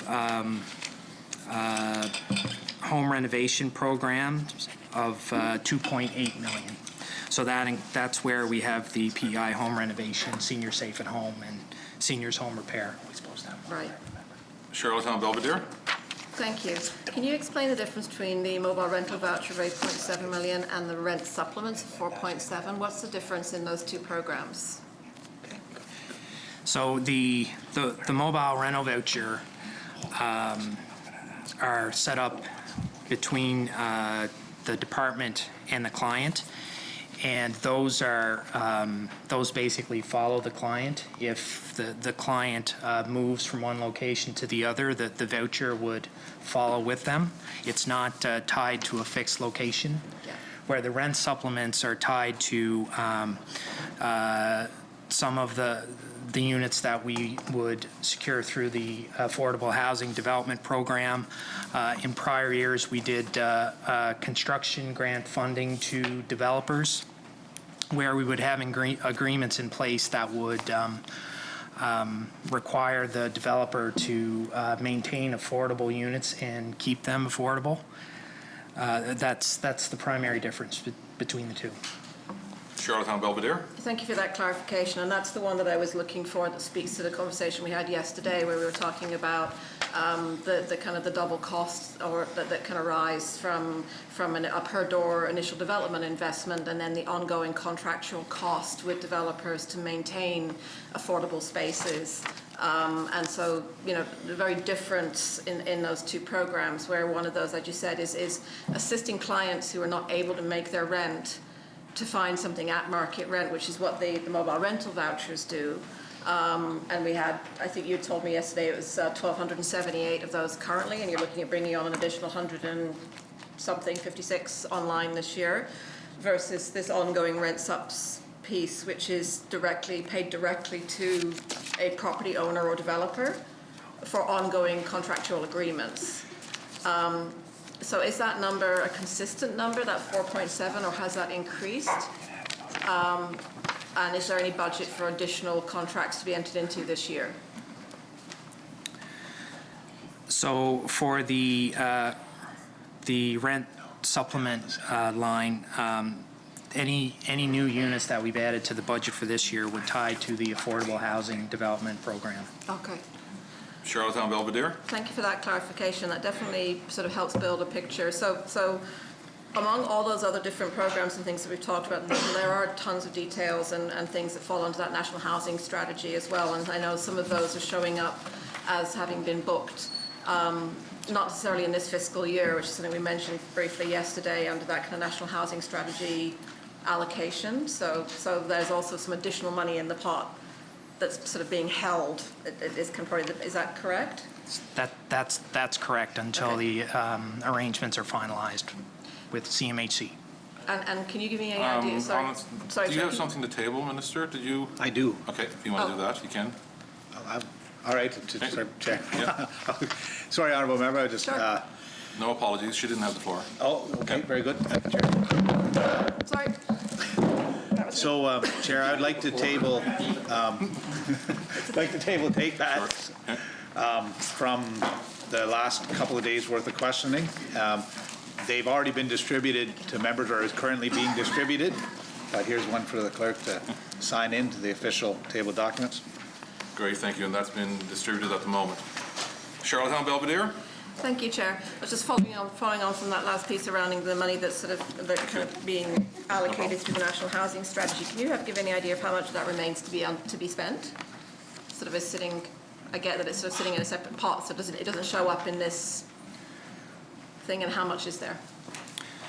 Right. I can bring that back. I don't have a breakdown of the revenue line item. Okay. No, Charlottetown Belvedere. That's great, thank you, I appreciate that. I just have another couple of questions in this piece, and then if you wanted to go to somebody else on your list, Chair. I'm recognizing that what I'm seeing now with this information about the kind of the breakdown is that we're kind of following all of the same path of how we're working to develop and housing. And obviously this doesn't incorporate those capital investments. It doesn't incorporate necessarily everything from the National Housing Strategy. But what it shows is, you know, within a pretty close line, the same kind of level of investment and this investment in the same kind of things. So the basket of what we have that we're doing to address housing is pretty status quo. I don't know for sure how different those numbers look year on year, but the buckets are the same buckets.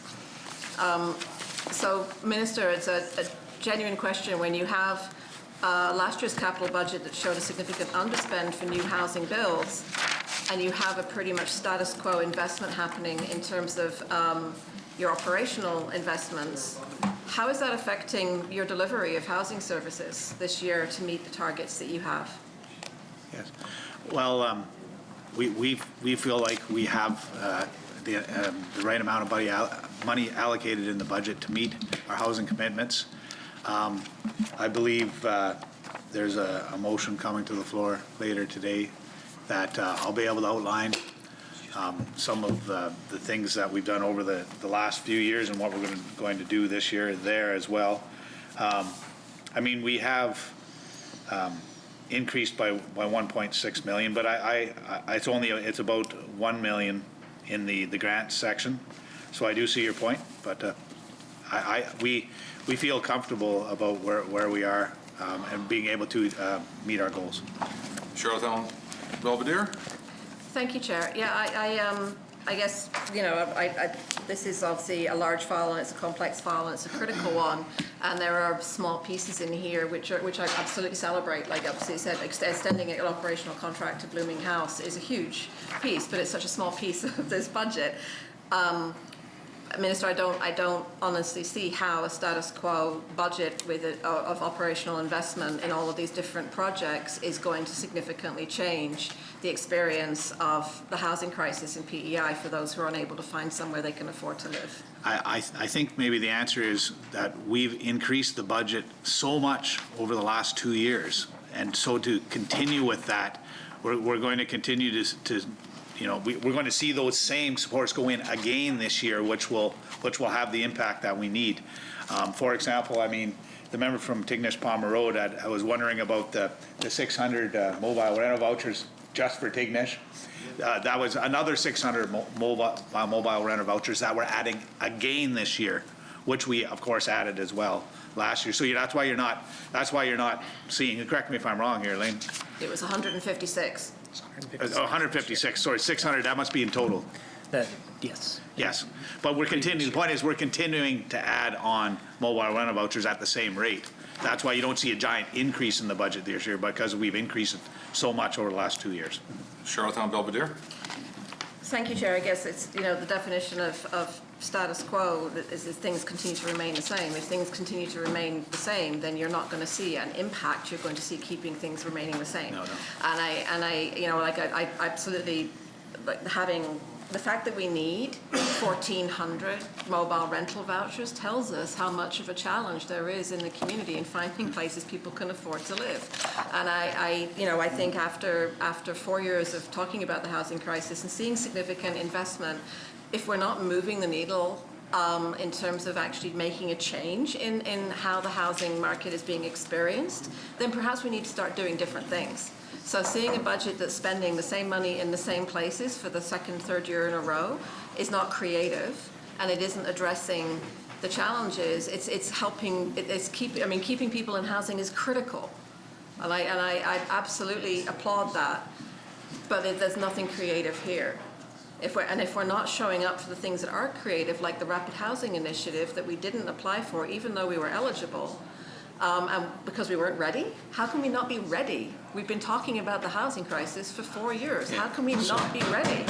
So, I mean, the picture you're painting is, I mean, fundamentally wrong, really. What we're doing is we've been making good progress over the last couple of years, and we're going to continue to make good progress. We're seeing vacancy rates go up, and you know, I'll talk about that later if I get to speak to this motion. But they went up to.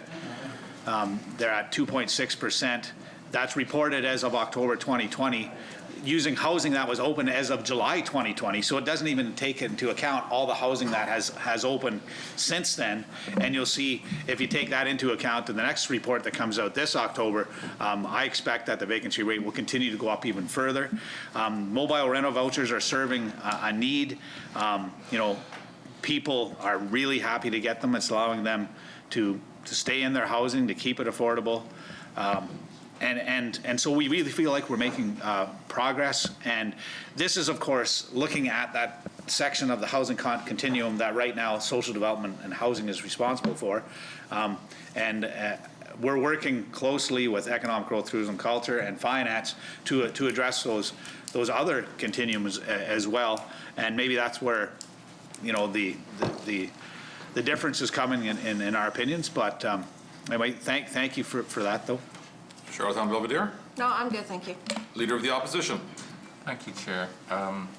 My questions are around housing for Indigenous people, and over the years I've met many times with Native Council and the Confederacy, and more recently with Ulnoe.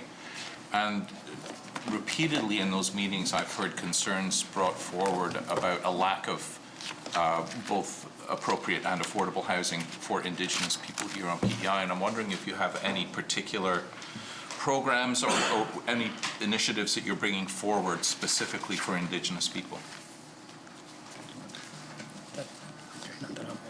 So when it comes to housing for Indigenous people, of course, I mean, you can, at a high level, you can talk about Indigenous people that live on reserve and those that live off reserve. And of course, on reserve, these are First Nations. They negotiate with the federal government directly. And in fact, when it comes to the Rapid Housing Initiative, I think our First Nations actually have their own housing proposals in. And when it comes to off-reserve housing, you know, we try and work with Indigenous peoples and meet their needs using our existing programs. So, for example, I was up at Lennox Island recently and I met with Chief Darnley Bernard. We didn't talk about housing for Indigenous people off reserve, and I haven't met with Chief Gould either on that, but they also haven't written me specifically about Indigenous housing off reserve, and I have not yet met with the Native Council of PEI either. So, but again, they hadn't written me specifically about off reserve housing. So that's a dialogue I want to have with them. Again, we're trying to accommodate them within our existing programs, when we feel like the support is there.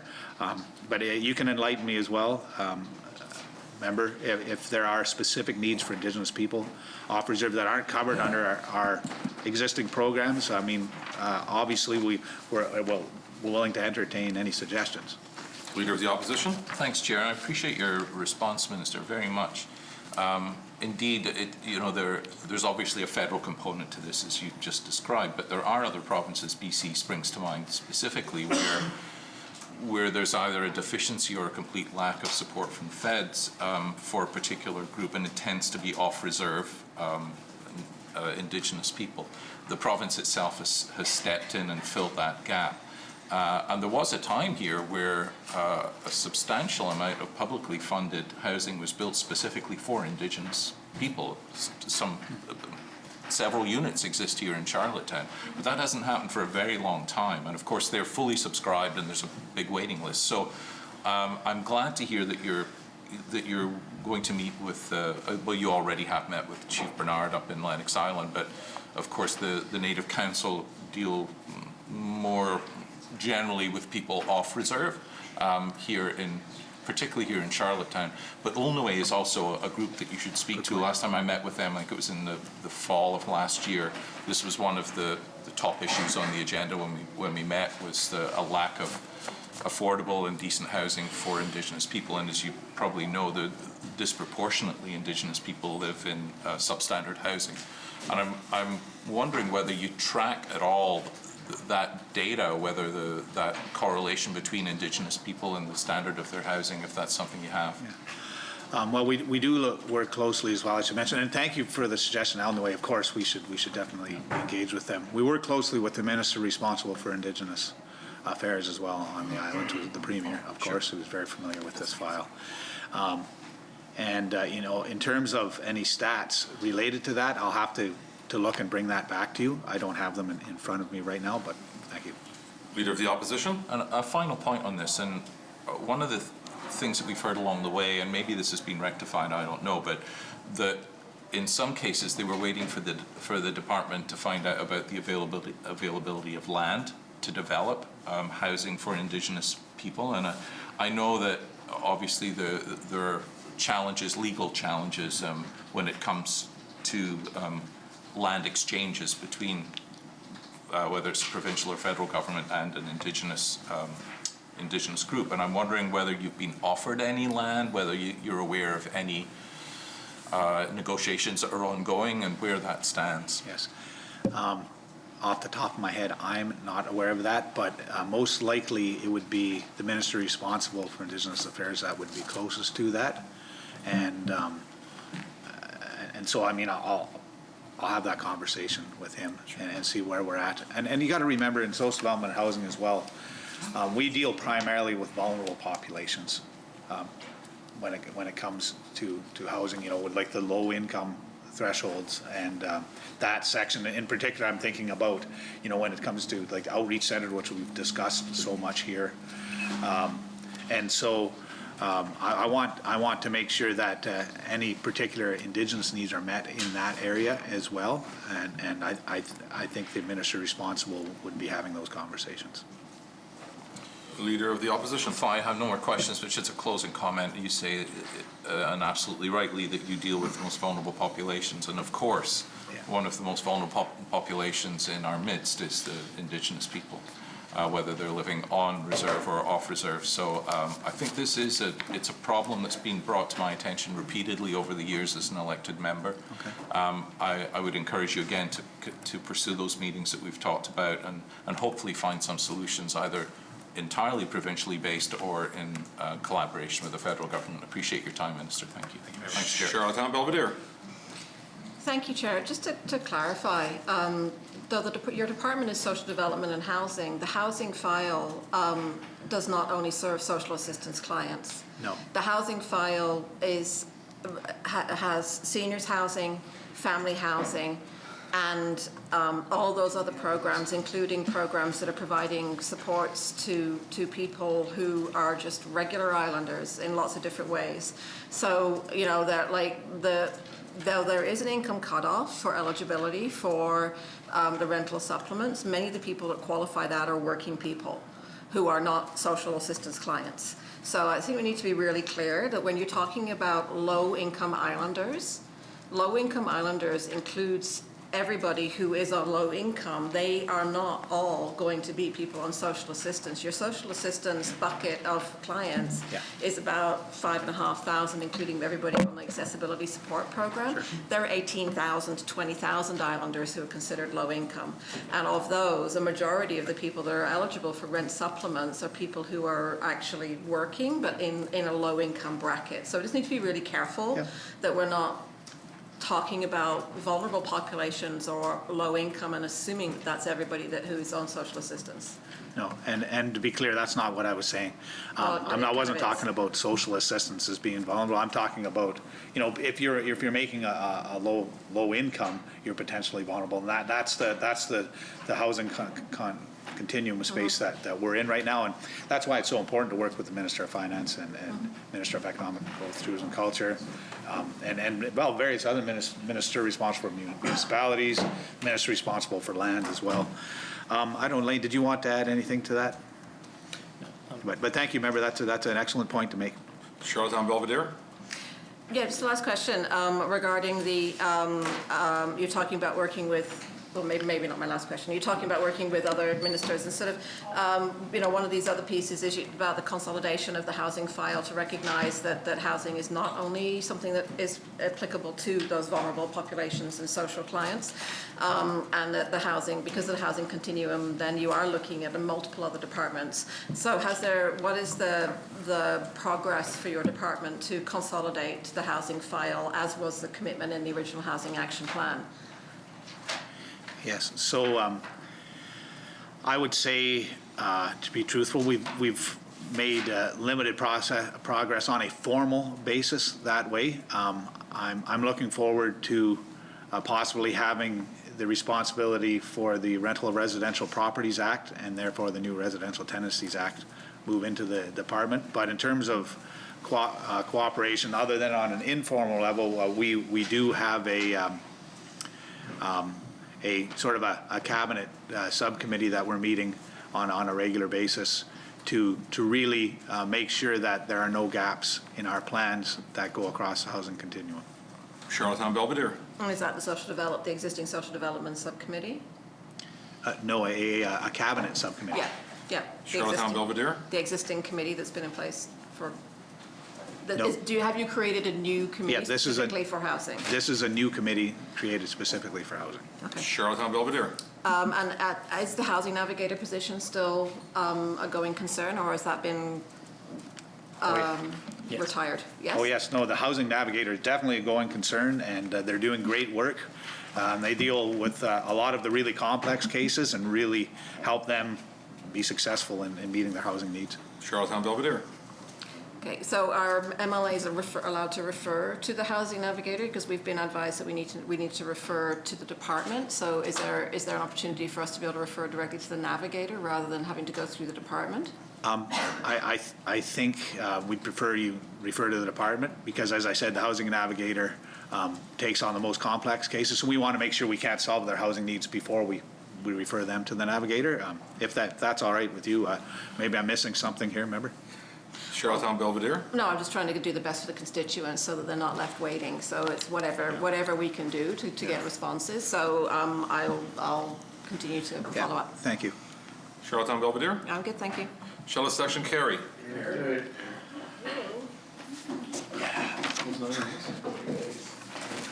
Total housing services, $32,443,400. Shella Carey. Seniors and planning, policy and innovation. Seniors appropriations provided for support of public education efforts for seniors issues, to advise government on the development of policies that affect the lives of island seniors, and to support the operations of senior secretariat. Administration, $17,300. Material supplies and services, $16,300. Professional services, $3,600. Salaries, $102,200. Travel and training, $6,600. Grants, $277,100. Total seniors, $423,100. Charlottetown Belvedere. Thank you, Chair. Given the significant needs of seniors that have been highlighted during the pandemic, why is the Senior Secretariat not being given a greater role in policy and program development and program delivery? Yeah, so we do have really one person that liaisons with the Senior Secretariat. And that's an area that the previous minister was very passionate about, of course. I want to dig into that a little bit further. I feel like we do have a really strong relationship with the Senior Secretariat. I've had some meetings with the leader of the third party, who's expressed some similar sort of concerns, really. We think I'll take that under advisement. We should strengthen that relationship and amplify it, perhaps. And again, work with the leader of the third party. We may be looking at establishing a seniors navigator as well. That would be in addition to the senior secretariat, and also working with them closely. Okay, leader of the third party. Thank you, Chair. I'm glad to hear that, Minister. Because looking at the mandate for the seniors planning, it doesn't appear much there for seniors that may have difficulty navigating through government. And there's public education, there's advice to government on policies and support to the Secretariat. I don't see anything for the other side, like if a senior has a problem navigating government programs and such. So at this point right now, where do they go? Yeah. Well, thank you, member, and thank you for, you've raised that question, of course, outside the legislature as well, and making sure our seniors can navigate within government is key, because there are a lot of programs that can be confusing. We talked a lot about the home renovation programs here on the floor earlier, and how they get those applications in. The senior secretariat releases a big, thick guide every year, probably too big, frankly, but we have the 211 number as well, which I think is an extremely valuable resource. What I would like to see is 211 be the front for any senior that needs help with any issue. They can dial 211, and I'm not sure if we're 100% there yet, but that's where I want to go. That way they don't have to remember a 1-800 number. They don't have to have a big chart or a big book we're flipping through. They don't have to access the internet and do a search for a website. Dial 211, talk to a real person on the end of the line, and go through, and if they have more complex needs, again, this is really, it's really a recommendation that came from you, member, is look at this seniors navigator position. Leader of the third party. Thank you very much. As was mentioned on the floor yesterday by the honourable member from Tignish Palmer Road, like, not everybody on PEI has good internet service. Not all seniors have the capability of doing that. So that's why I bring these things forward. And, you know, sometimes, you know, as government, we forget that we're here to serve islanders. That's one of our most important roles. And seniors are pretty important. And, you know, if, and the numbers aren't getting any lower. I turned a senior 2 weeks ago, or a month ago. So, I mean, you know, numbers keep going up there. And, you know, I was glad to hear you say you do have a housing navigator. And I believe you said when the honourable member from Tignish Palmer Road mentioned something earlier about a seniors navigator. So you are considering looking at a seniors advocate, or in your words, navigator? Yes, right now we're calling it a seniors navigator. That would really help seniors who are having trouble navigating government programs and services get the programs and services they need. Again, the other strategy I'd like to take, and like I say, this is not in place yet fully either, but using 211. So that'd be the first step. Call 211, and if you're a senior, you need help with any issue, they then can refer you to the right place, or if you're still having troubles, they can refer you to a seniors navigator to help out with the, you know, more complex situations. Leader of the third party. Thank you, Chair. And my comments and my discussions with you were no way, shape, or form to diminish the senior secretariat. It was, I felt from talking to seniors, we needed a navigator or an advocate for the seniors that are having difficulties. And I look forward to working with you to bring some legislation forward this fall. Thank you, Mr. Chair. You're welcome. Yeah, no, thank you, member. And I think that you make a great point there as well about the fantastic work the senior secretariat does do. And I've got, about 15 bullet points on my page here. I'm not going to read off, but of all the great work that they do a lot of different things. Yeah. Charlottetown West Royalty. Thank you, Chair. Yes, they do a lot of great work, and you know, it's very important work. What is the $3,600 the consultation services for the senior secretary project? It's in the big book. Yeah, so that's a fixed amount every year that's there for if the staff member requires some assistance in pulling together, whether it be a workshop for a seniors group or seniors events, or if there's additional funding that's required to distribute additional materials. It's not tied specific to one vendor or one service, but it's there if they need additional resources to help with some of their projects. Charlottetown West Royalty.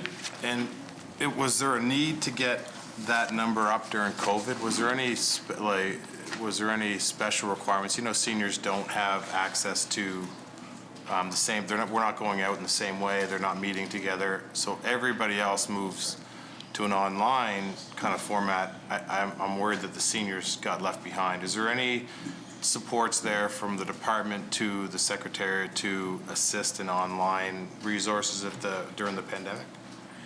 So the previous minister was just a phenomenal advocate for seniors, and he advocated for things like getting tablets out to seniors so they could access the internet and they could do a video conferencing with people so that to stave off that loneliness, especially during the lockdown phase.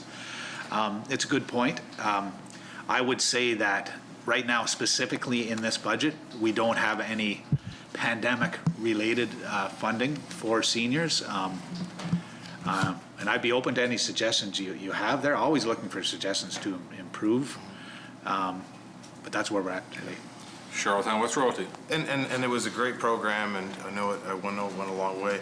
I'm more thinking about the leadership around the secretary to make sure that we don't lose the leaders who are there now because of technology issues. So, and I'm just looking at that number to see if you can go back and you know, if it's a $3,600 fixed number, let's look at on the other side of the pandemic. Let's look at getting that number up and encouraging them to have more events when it's safe to do so, and make sure that we're ready with the financial contributions to do that.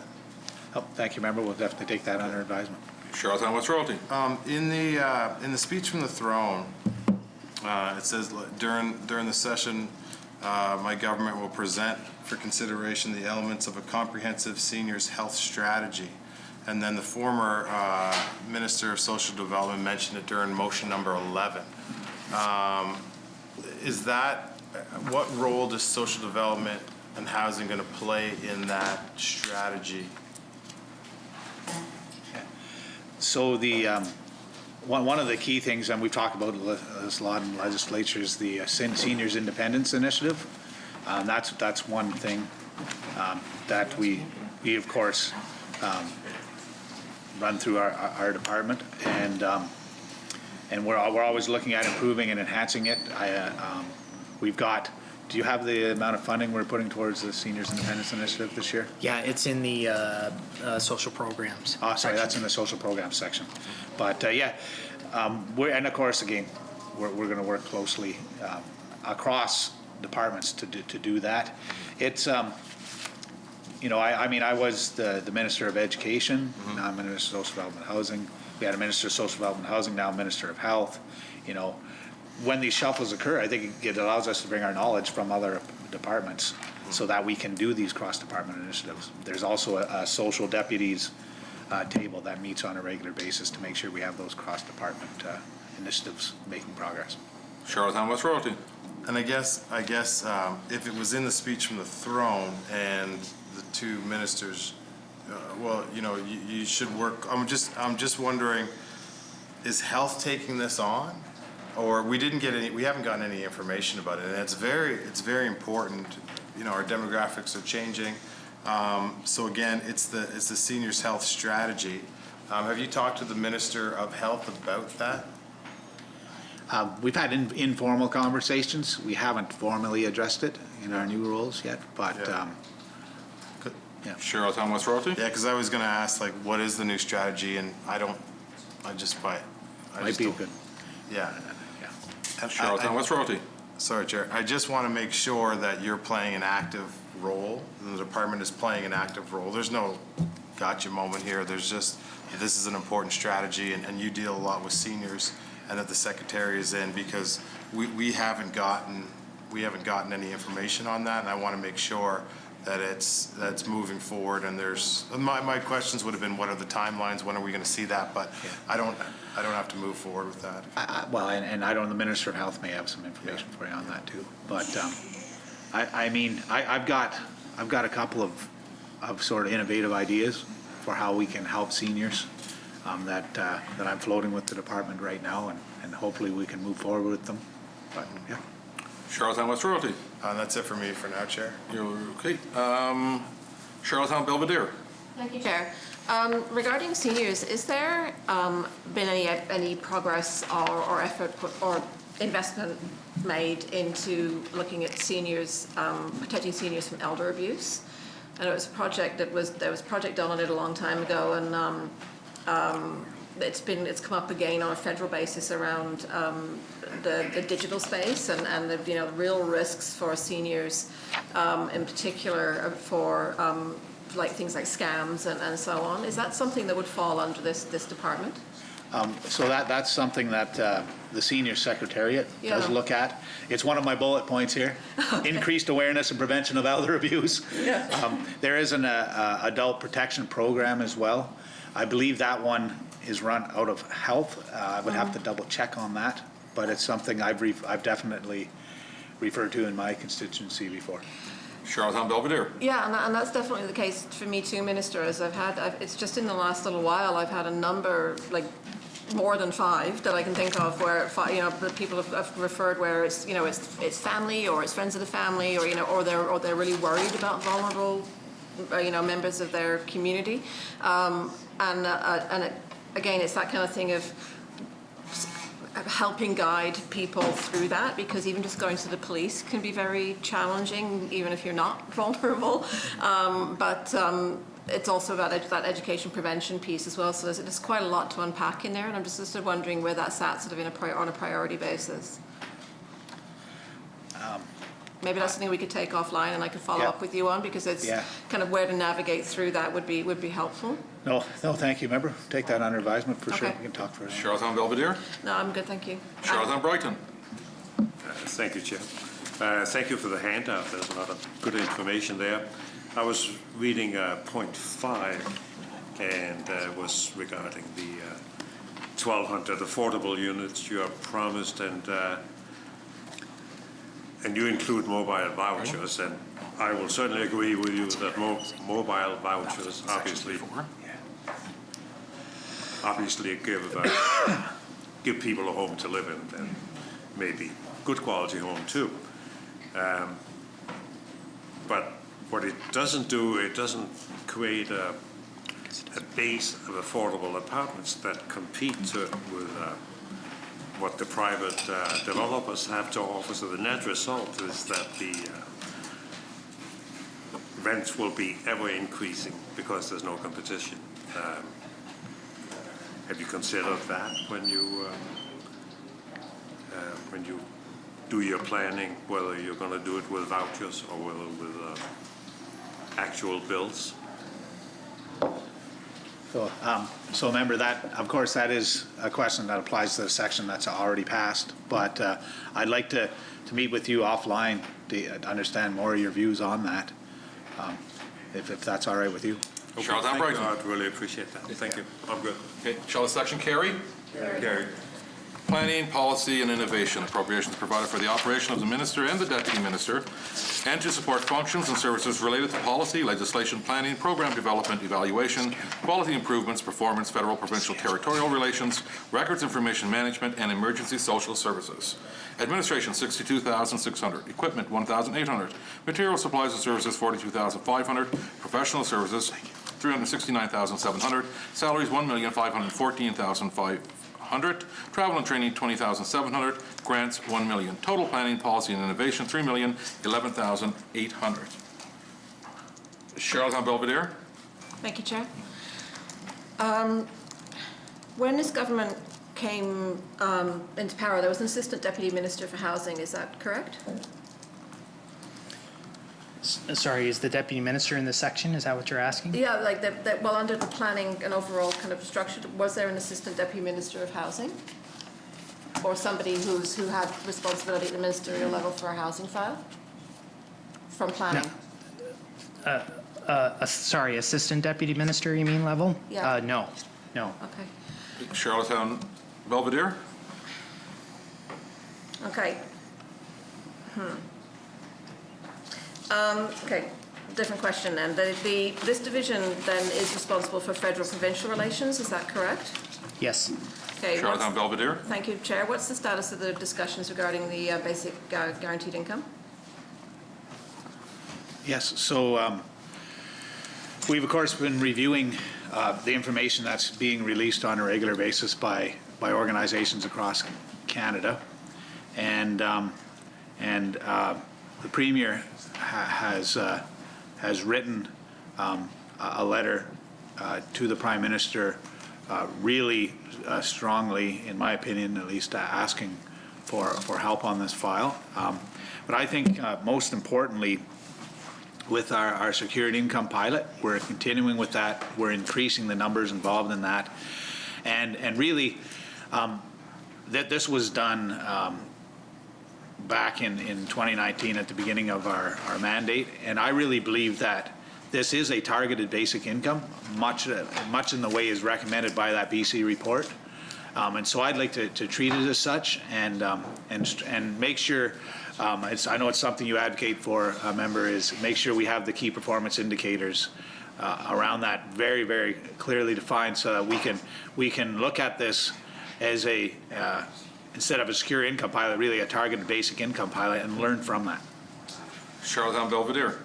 Thank you, Chair. I appreciate you bringing that up. I don't know if it's in this section, so I'm just going to ask a question and you can refer it. It's just that I have been asking for more information about the secure income pilot, and it may be helpful if it's not in this section. If you want to talk about it in this section, great, but if not, I think it's under social services, so if you would be able to provide something in advance, or table something that can give us an explanation of that program, because again, we don't have, other than one media story, we have no information about that.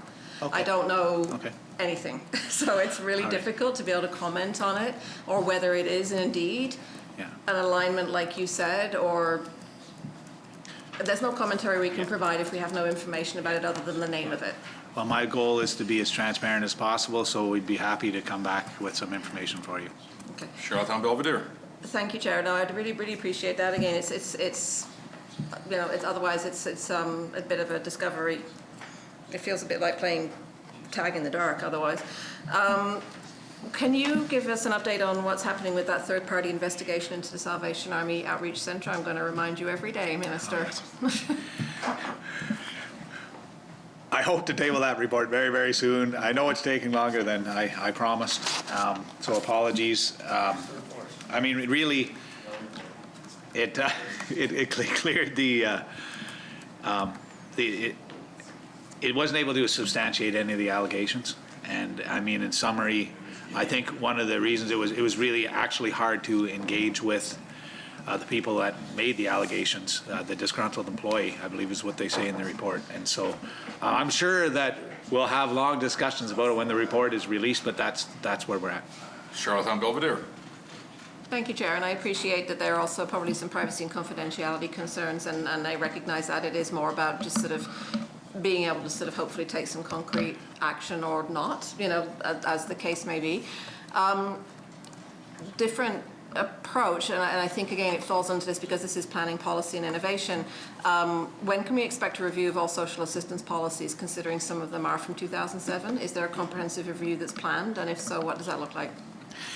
And this is a topic we had discussed fairly recently, and I think I mentioned to you that from the time when I was in opposition, it did seem like we probably have too many policies. It must be. I haven't been out to the front lines, unfortunately, to meet with the people who are working with clients every day over, for example, at the Sherwood Business Center. There's an office in Summerside.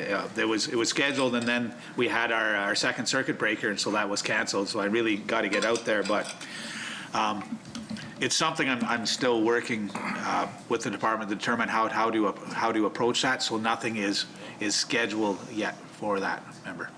Charlottetown Belvedere. Okay, well, we'll talk about it again. What's the status of the electronic file management and consolidation for sensitive and confidential files? So that this was something I know you'd spoken about previously that Mark Spadell had brought into play, particularly around kind of client and case files for social assistance, that kind of transition to electronic file management.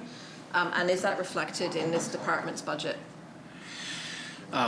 So the directors in the department are working diligently on that.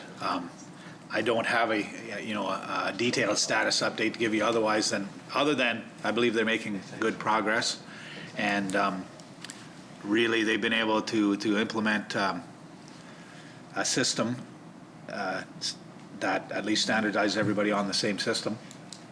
Elaine, do you remember the name of the system? Sorry, I don't remember. Apologies, member. Maybe we'll bring that one back. I should know the name of the system. It's driving me nuts now. But anyhow, they're making good progress, and you know, it's about controlled change as well, and making sure we do things right so that we have the data we need to do the reporting we need. So as the member appreciates, you have to put a lot of thought up front to get it right, because if you make the changes and then found out you did something wrong, then you have to go back and redo a lot of work. It's when it comes to systems issues. Charlottetown Belvedere. Thank you, Chair.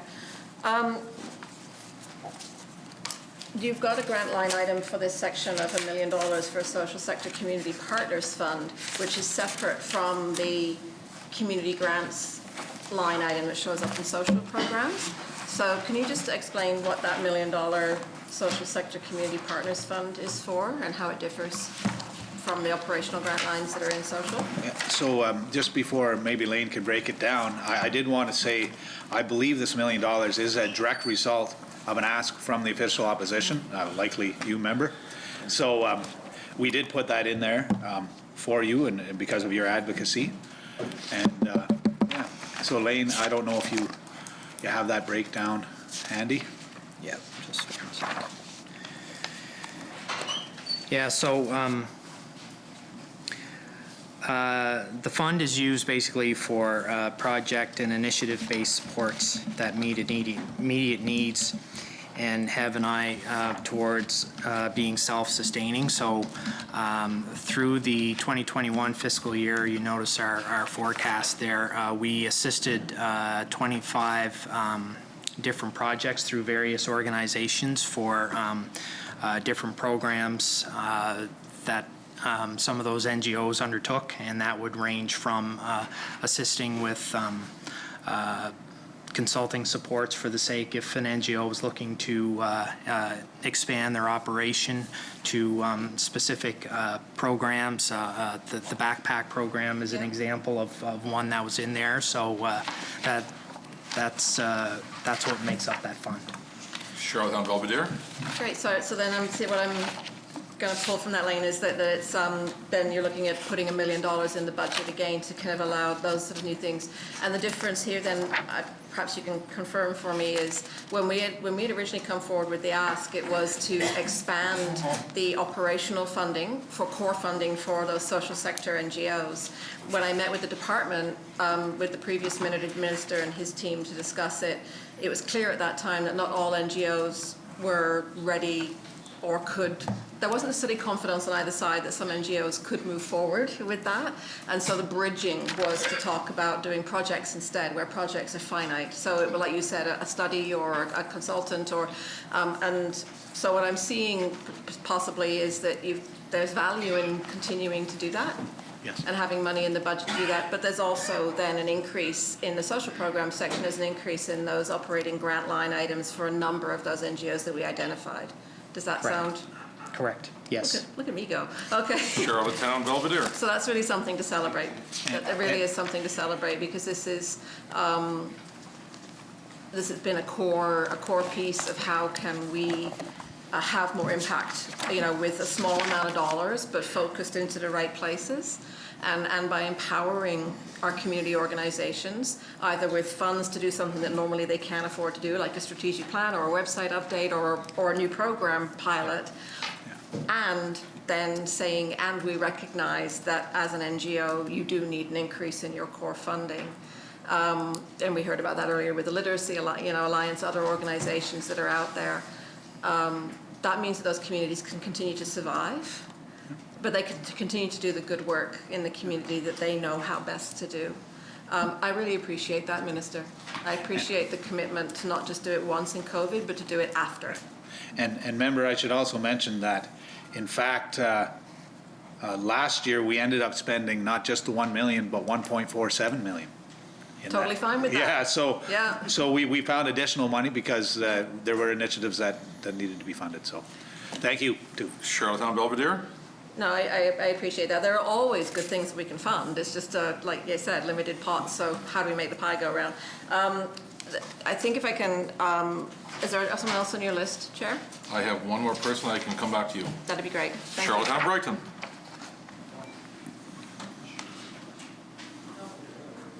Charlottetown Brighton, did you indicate earlier that you wanted to be on this list? No, thanks. Okay. Charlottetown West Royalty. Thank you. Thanks, Chair. So the $5 million COVID money that you received, how did the department use that? How did they plan to use that? And I'll let Lane answer that. Yeah, that's reflected in the central COVID contingency fund under general government. Charlottetown West Royalty. Did you use it? I guess I'm looking at planning. I'm just trying to see that if that money was used, that where was it used, and do we have to watch that money's not going to be there this year, and where did it go? I don't have any information on that specifically. I know that there's still a provision, and I'll leave that to the Department of Finance, but there is a provision for the central COVID contingency fund again this year. Okay. So, Charlottetown West Royalty. Sorry, Chair, if I can jump in. So, sure.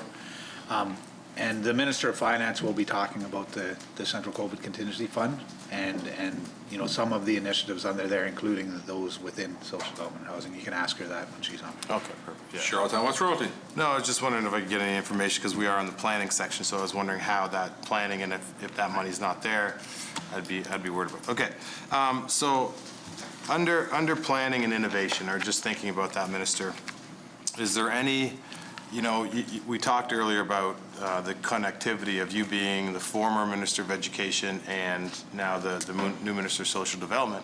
When you were the Minister of Education, you put in a program that we encouraged you to do very strongly, which was the school food program. And you had a good summer. You went through it all summer. I know the Minister of Social Development took it over in the summer, and then it continued to go on. Minister, I'm asking you, has there been any thought around extending that program from kids to seniors and doing a seniors program? If you've got the experience of learning how that program went across the greater communities of Prince Edward Island, is it a good time to explore a seniors food program across the province as well?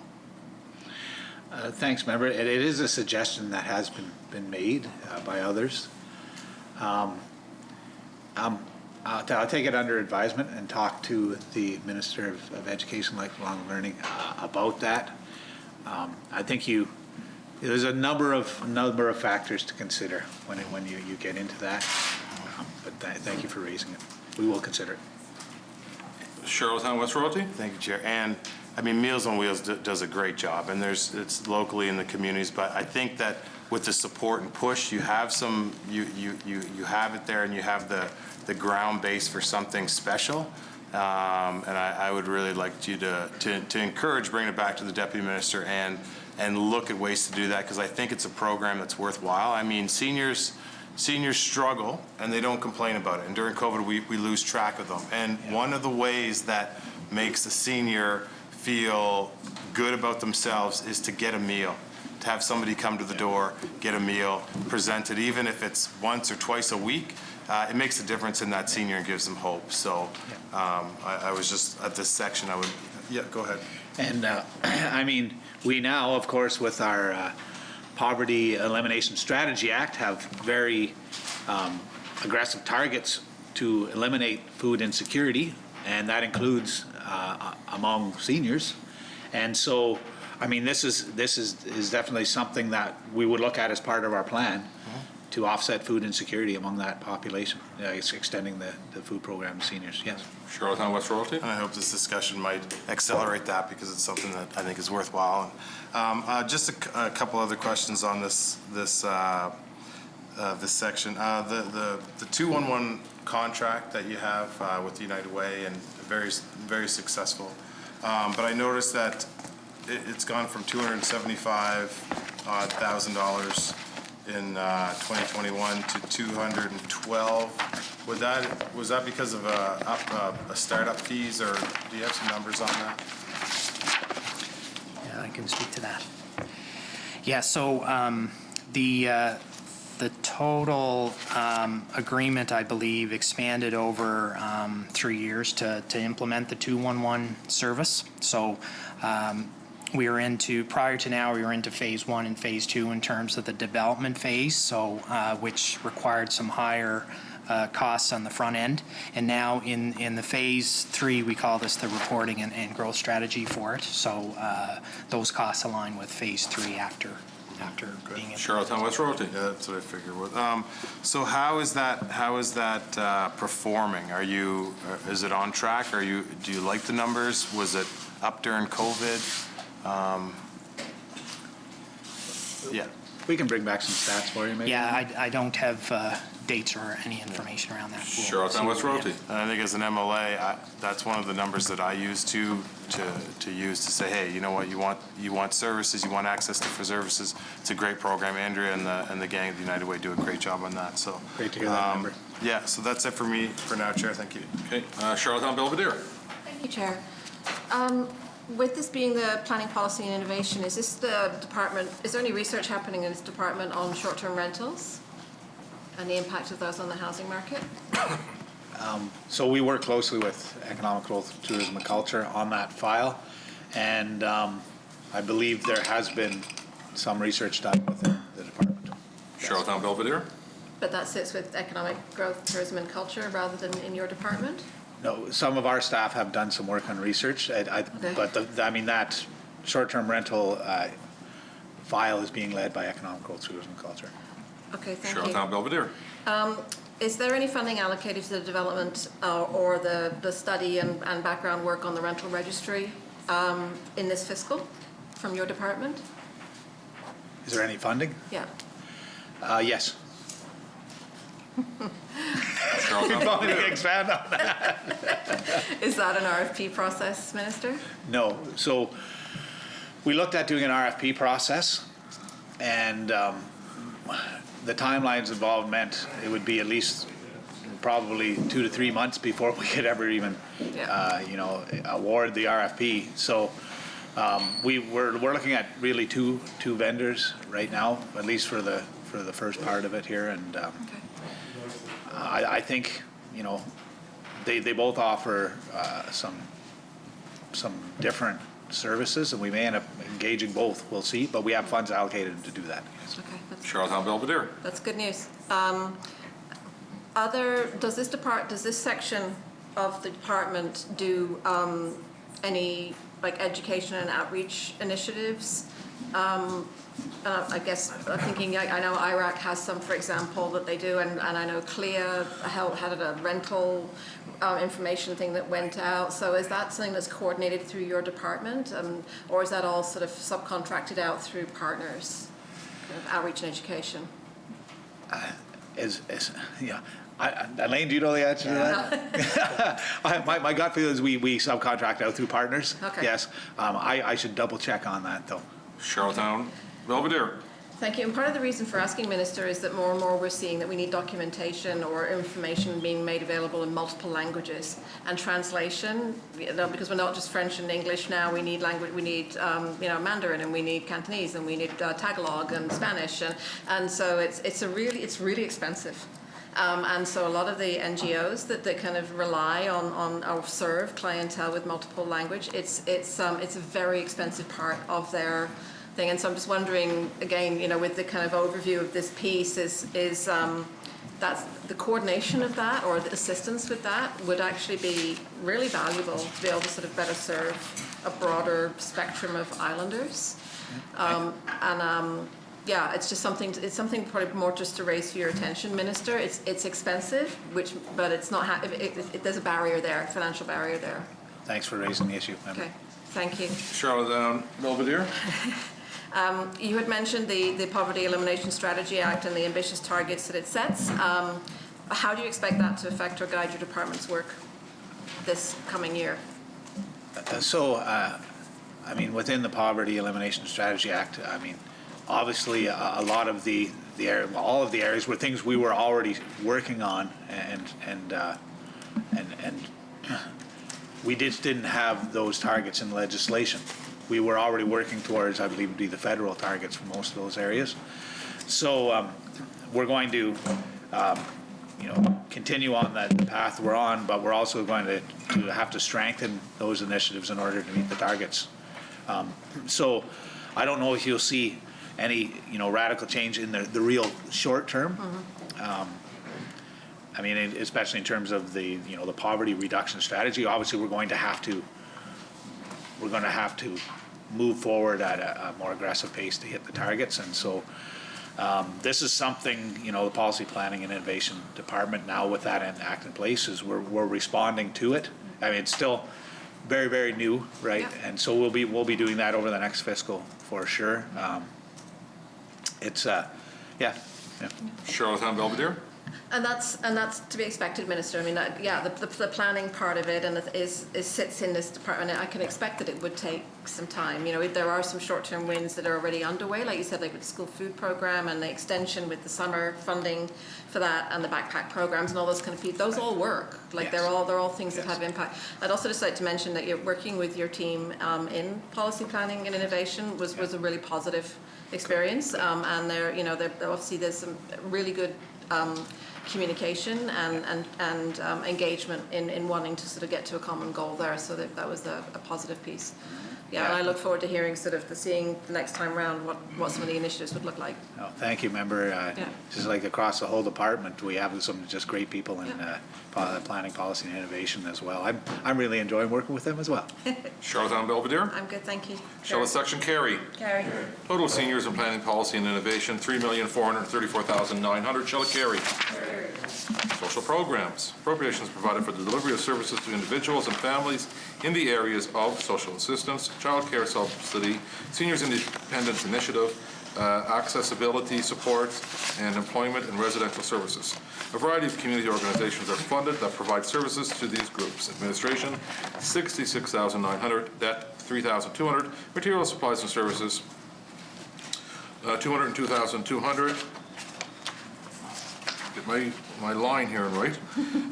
Professional services, $64,900. Salaries, $8,331,300. Travel and training, $100,700. Grants, school age autism grants, $898,400. Child care subsidy, $4,646,000. Community grants, $15,982,000. Accessibility supports, $30,969,200. Social assistance benefits, $50,044,500. Total social programs, $111,320,800. Charlottetown Belvedere. Thank you, Chair. So following on from the previous conversation around the community grants, so this is where we see the 20-odd social services partners who receive some kind of core funding from government. And you can see that there are about half of these where their core funding has been, or maybe a bit more than half, that have been increased. Obviously, as we talked about earlier, we had put a submission in asking specifically for this to happen. So first of all, great. I guess there's a couple of questions in there about, first of all, are these annual recurring grants, or are any of these multi-year funding grants? It's a combination of the residential NGOs that provide support to our accessibility support clients are annual right now, and we're looking into multi-year funding agreements with our other NGOs. Charlottetown Belvedere. That's great news. I mean, I know I've spoken at length about the impact of when an organization has multi-year funding, they can plan long-term, they can keep their staff long-term, they can have that security of sustainability. So it's really important. This may be a question for Lane, more for the Minister, Chair, but it's about just sort of how do you determine how much to increase? When I went through this, I worked out a pretty simple basic ratio around operational overhead costs and the average salaries and so on. What did you use as a formula to determine how to increase where you have made those increases? So we go through a process every year in the fall we collect budget submissions from each of our NGOs, which gives other information in terms of their financial statement information, the potential operating budget for the next year, and any new initiatives or growth opportunities that they're looking into. So what we do is we review it based on our funding allocation. We identify if there's any that have been project-related funding that can be addressed through some one-time funding arrangements, such as the Social Sector Community Partners Fund, and we allocate the money after that based on what they submit. Okay. Charlottetown Belvedere. Thank you. That's remarkably sensible. So, I wanted to let you know that I'd heard from a couple of organizations who sort of in advance, obviously the budget is not yet passed, but notification has been provided to organizations that what they can plan for in terms of their coming fiscal envelope. And I've received notification from more than one organization to say how huge it is You know, it may not feel like a lot to sometimes when you look at line items and see an increase of $25,000, but for an organization that gets a doubling of their budget, that's world changing for them. They can pay for a staff person to actually do their job and not be asked to sort of volunteer their time or do it off the edge of their desk. Or they can pay for their office space or mailing things or whatever, you know. So I wanted to share how impactful it is that organizations have reached out to say this really matters to us. That this, what looks like a small amount of money, is going to actually make a massive difference, not just obviously to the organization, but to the clients that they serve. And these are clients who have no one else who is speaking up for them. So it's really important, and I am very, very appreciative that approach is being taken and encourage that approach to continue. Yes, so, I mean, we value our community partners so much, and I know you talk about it a lot. I mean, I'm really, really pleased with the social programs budget overall. Not just the additional almost 1.4 million we're increasing community grants by, but also increasing our accessibility affords by 3.5 million, our social assistance benefits by 2 million. I think we noted previously that we're increasing the rates for funeral, which the funeral homes have desperately needed. We're not quite up to where they asked, and then we talked about increasing the amount available for optical services. School aids allowances we're increasing, and very importantly, we're increasing the shelter rates, because people on social assistance oftentimes were taking money from their other pockets they should have been spending on other things and putting it towards their shelter. So I don't know, I'm really, really happy to say we've been able to increase our social programs budget by 7.5 million this year. And I think it's going to make a huge difference, as you say, to our clients. Charlottetown Belvedere. Thank you, Chair. Just a couple of more sort of granular questions on the social programs grants line, where you've got a miscellaneous of a 1.5, and is that just for sort of various smaller organizations, or if you could just give me some information on where that's falling, that would be helpful. Sure. So that's kind of along the lines of similar to the community sector fund. We had identified funding in our budget that we could allocate to some of our NGOs in this group as well. At the time of providing the handouts for the consolidated documents, some of the agreements weren't finalized at that point, so we weren't in a position to provide that information. But there was I should have realized I got the numbers wrong. Sorry, yeah, it was 300,000 was miscellaneous. I had the numbers the wrong way around. My apologies. Okay, yeah. Sorry.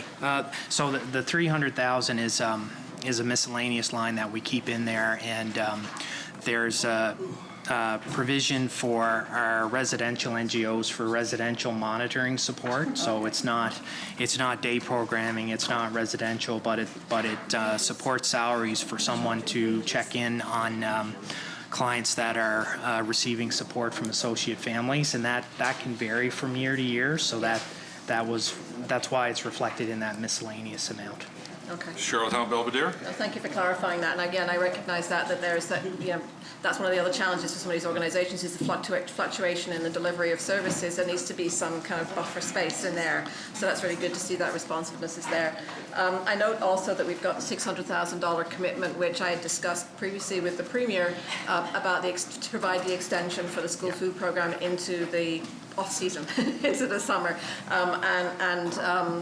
I know it's a bit of a ballpark figure, but is that going to be sufficient funds to be able to, we hope, and if not, is there a chance that can be extended if needed to ensure that we don't run out of money over the summer period? So, so when it comes to the summer school food program, that's something that, many in our caucus are passionate about as well, because we're seeing the difference. Not only does it make immediately, but in the long term, health and wellness of the individuals that receive it, and so we'll really have to put it in there. Lane can speak to how that amount was determined, but I believe it was based on really what was spent last summer.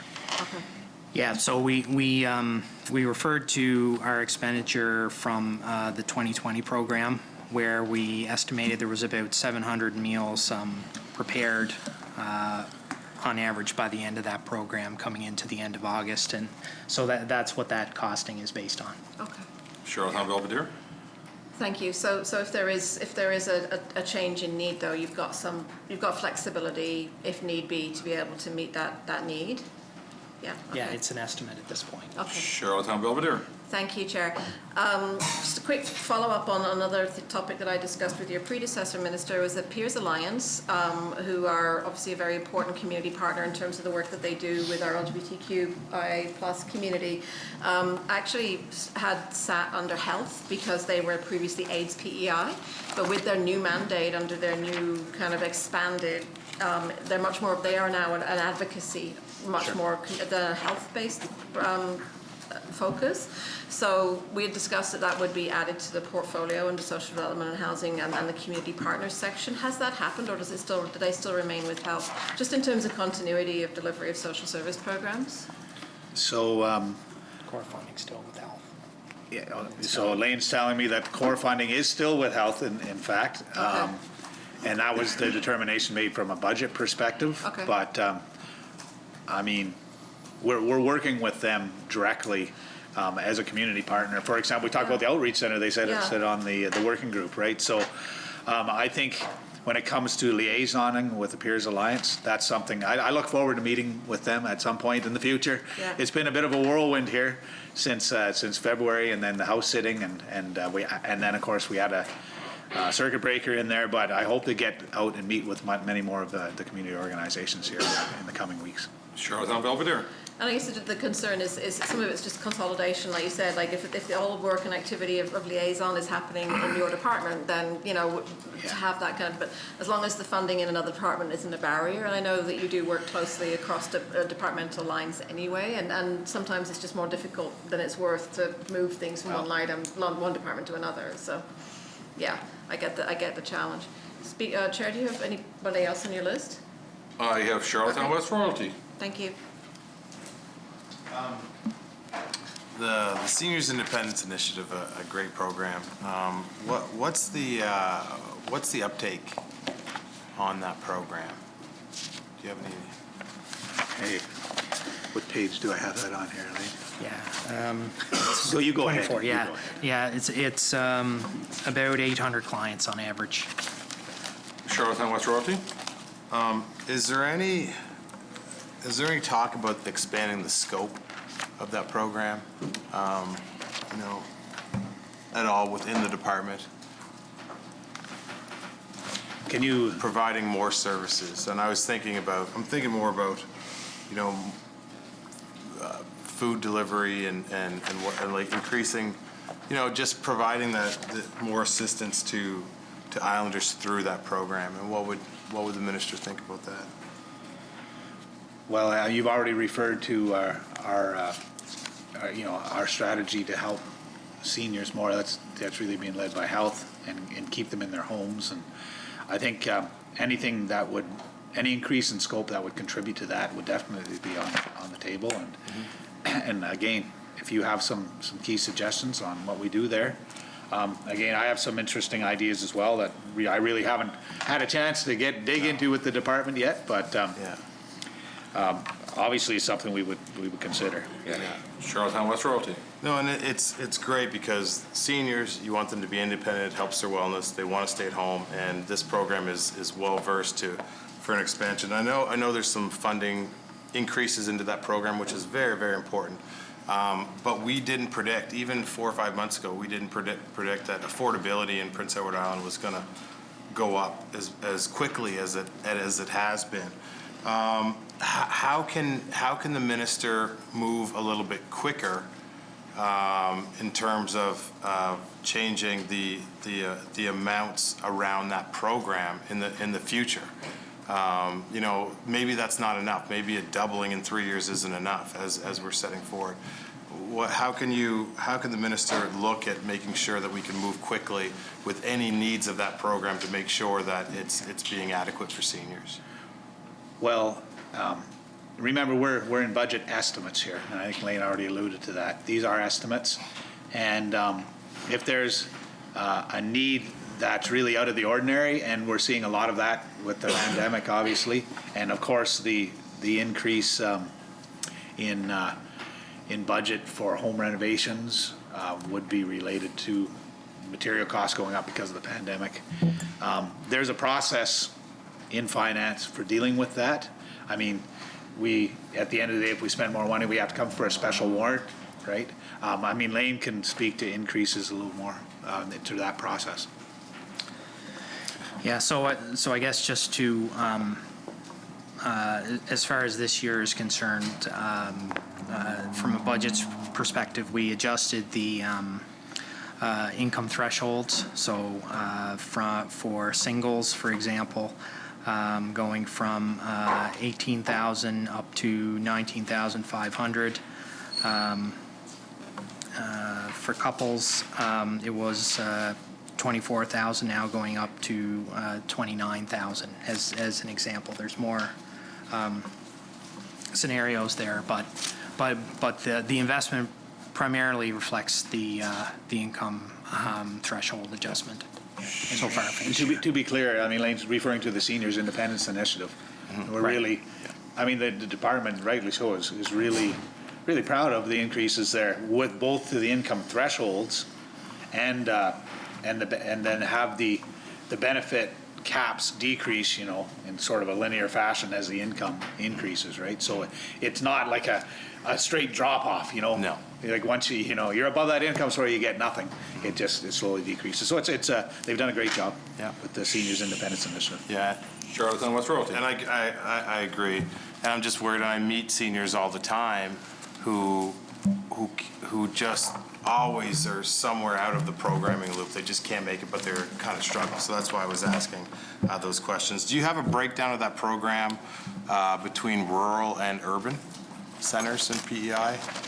Yeah, so I think we committed to bringing you back some stats on the Seniors Independence Initiative, and hopefully we can include that as part of that package. Okay, honorable members, it's now time to transition over to opposition time.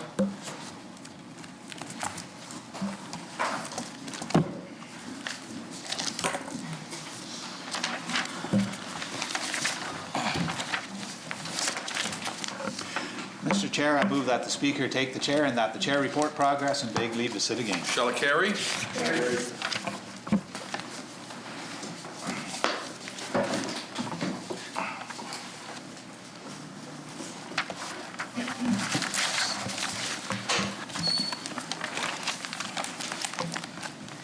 That's crazy.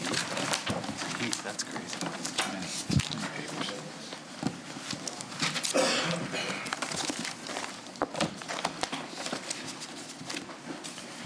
Pardon me, Mr. Speaker. Oh, take your time. Mr. Speaker, as Chair of the Committee of the Whole House having under consideration the grant of supply to Her Majesty, I beg leave to report that the committee has made some progress and begs leave to sit again. I move the report of the committee be adopted. Shall it carry?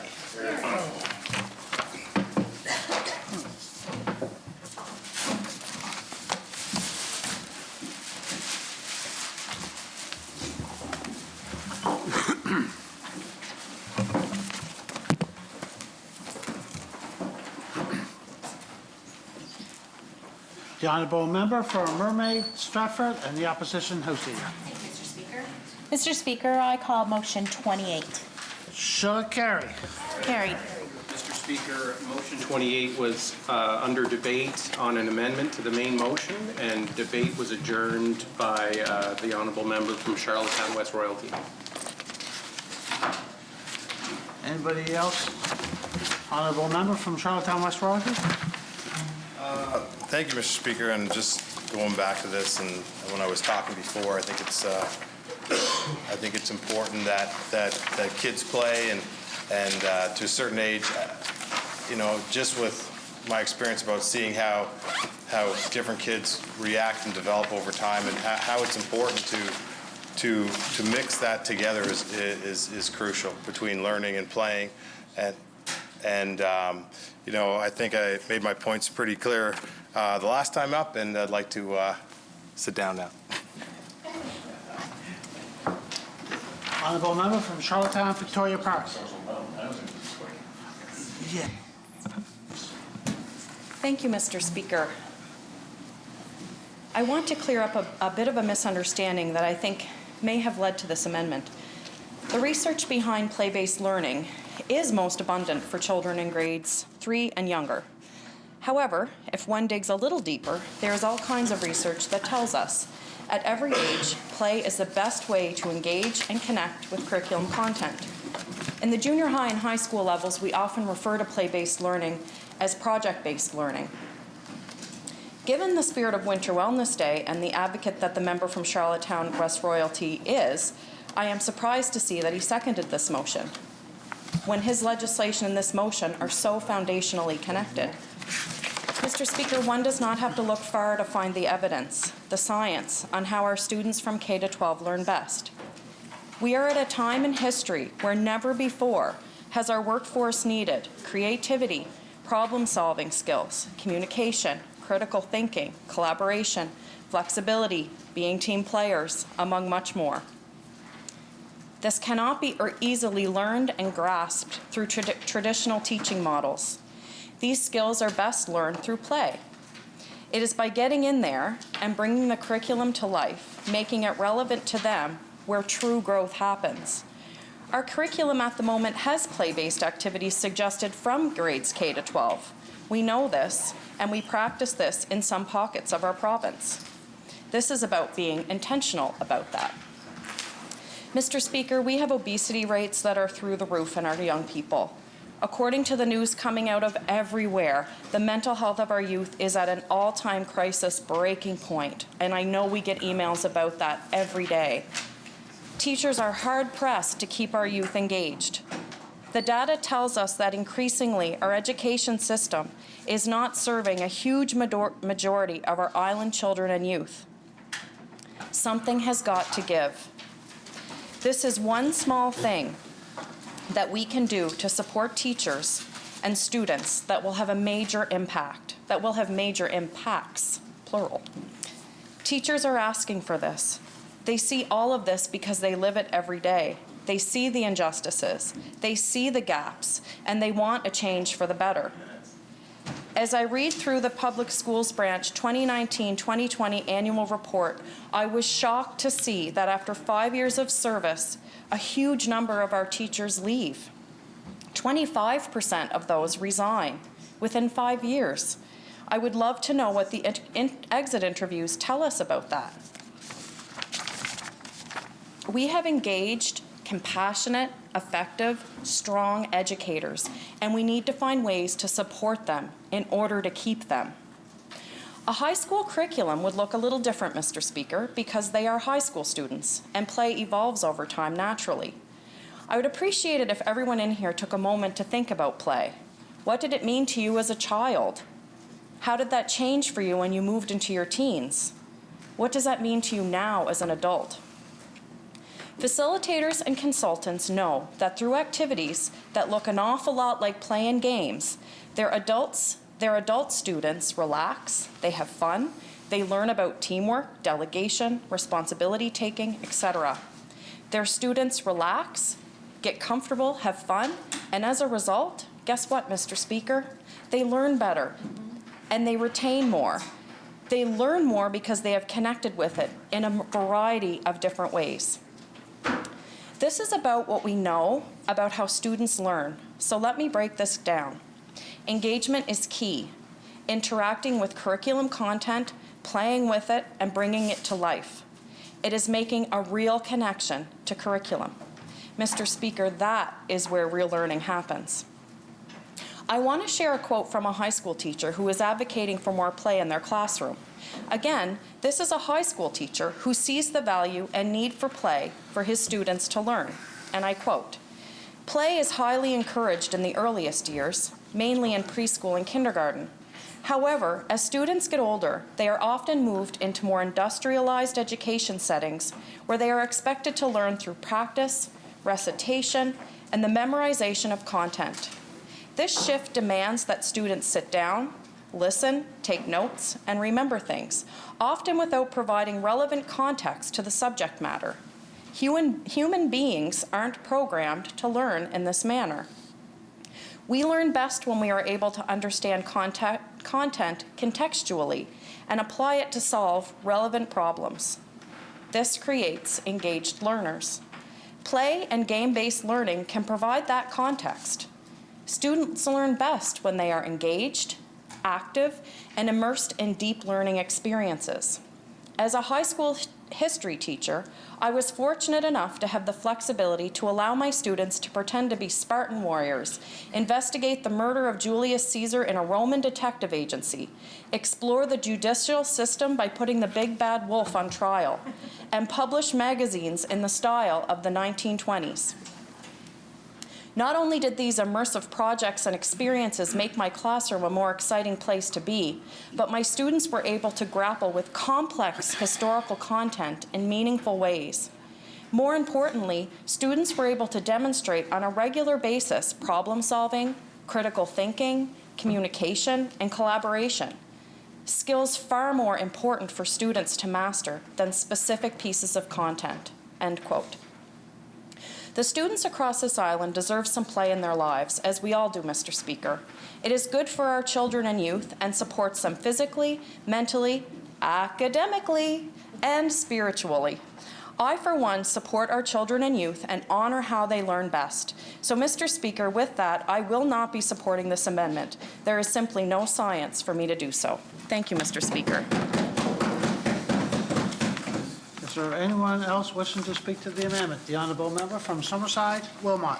Thank you, Mr. Speaker. I won't take a lot of time. I think that my colleague was articulate on this issue as it is, but I also am not in favor of this amendment. I think that it demonstrates a lack of context for what play-based learning really is, and I was surprised to see it come forward, to be honest with you, because I think anyone who has participated in facilitation realizes that really good facilitators, have you playing. They have you doing games. They have you doing activities.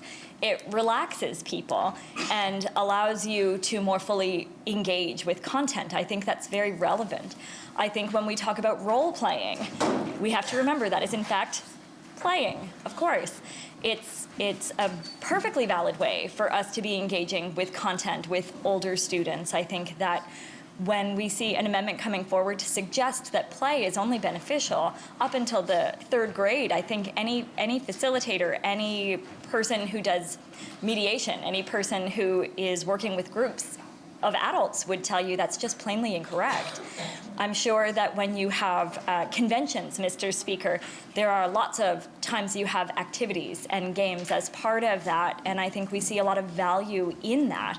I really appreciated the members' responses about engaging with ancient history in such a way that you can be acting, that you can be playing with it.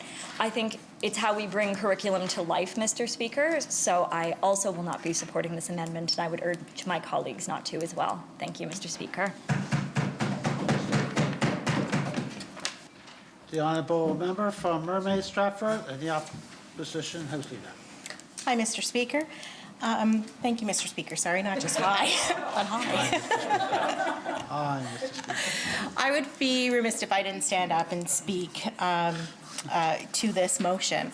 I would also agree that I think we need play even more after grade 3 than we do prior to it, because it's something that doesn't come naturally, so it has to be encouraged, because when you're dealing with people who are in junior high school and high school, they unfortunately are encouraged not to have fun, not to go outside their comfort zone, not to go outside of the norm.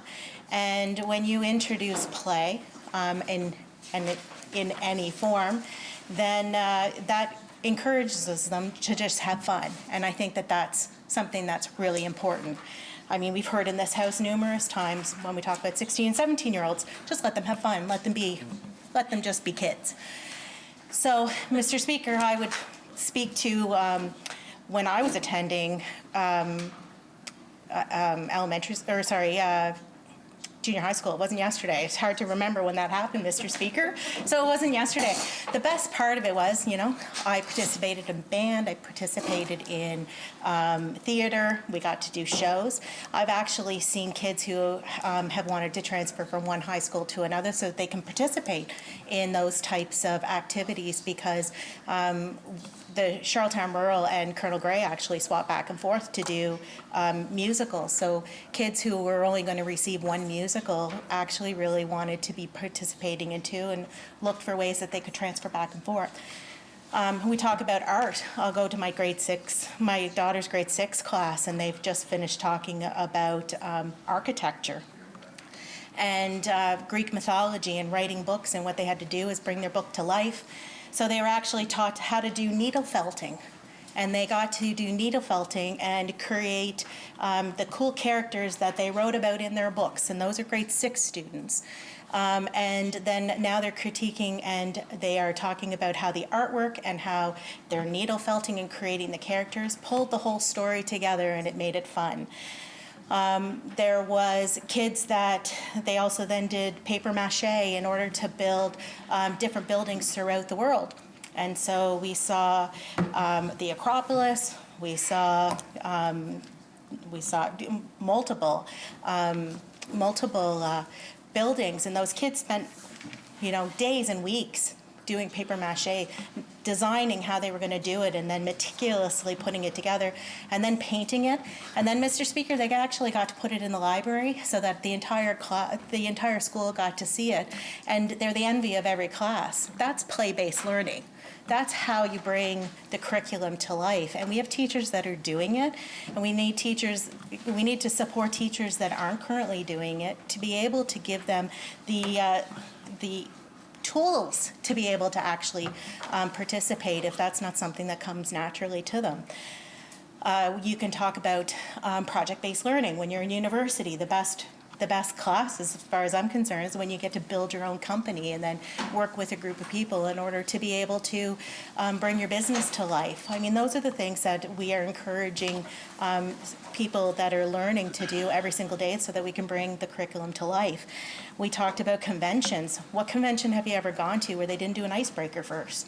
And it's not about just, trying to get to know each other, but it's actually to loosen people up so that when you've sat down and you've adulted long enough that you get to stand up and do something different, and you get to have a laugh and enjoy yourself and make it more entertaining.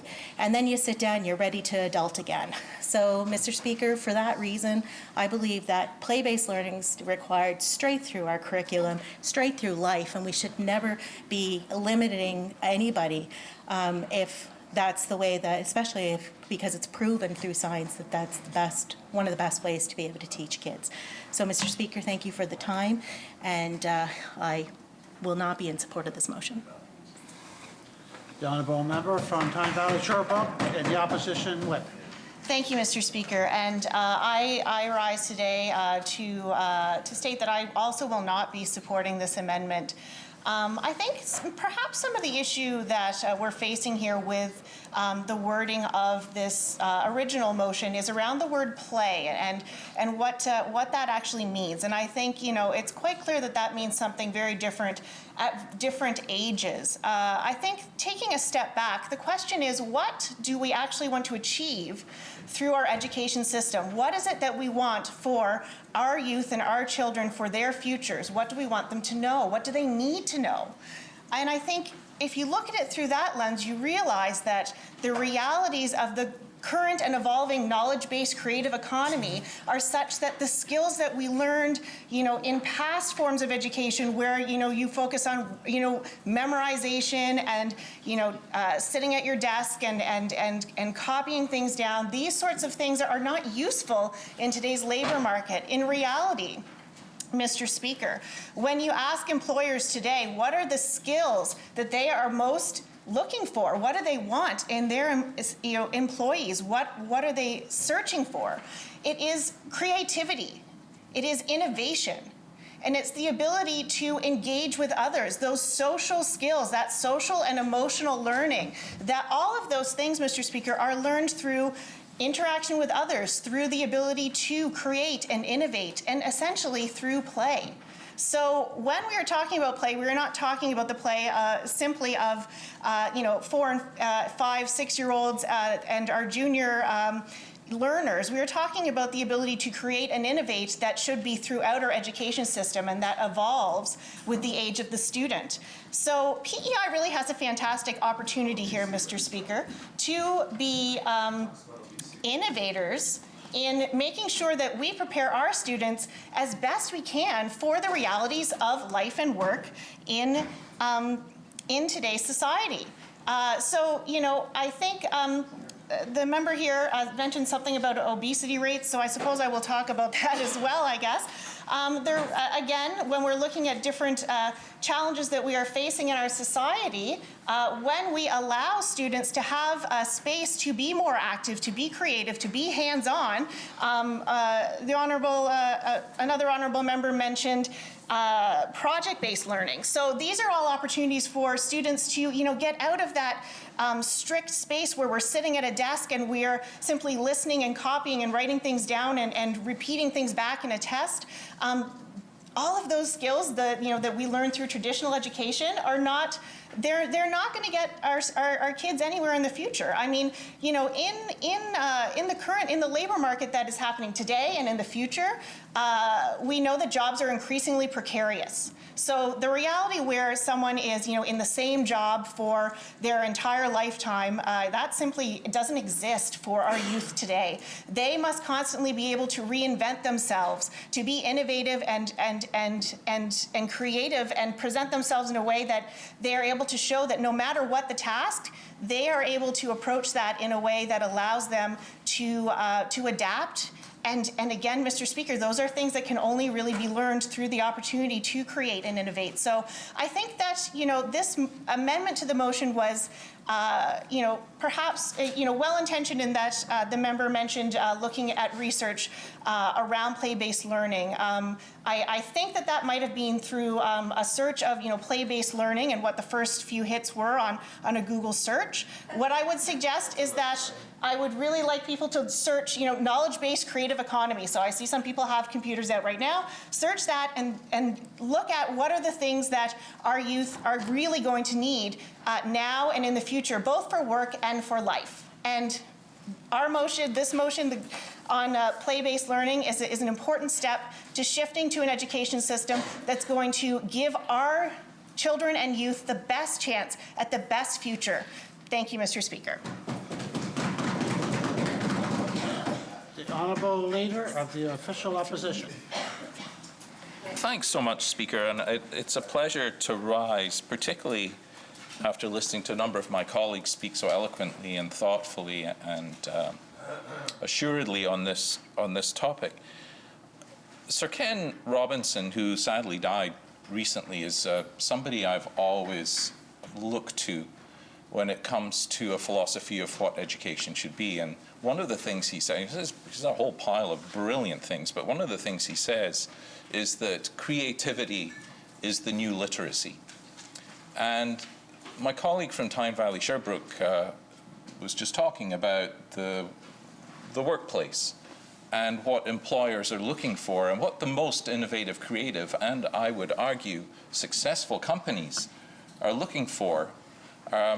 We have computers. We don't need people with particularly steel-trap minds to remember details, but we need people who can think creatively, people who have open minds, people who are able to think critically, people who have active minds.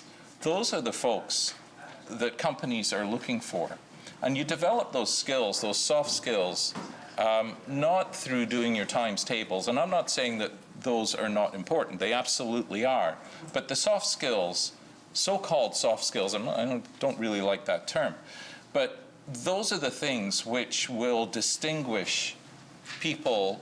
And I don't think, by the way, an education should be all about getting a job. That's not what I'm suggesting in my comments here. But I am saying that when employers are looking for those special people to join them in their workplace, they are looking for people who have the ability to be creative, to think outside the box.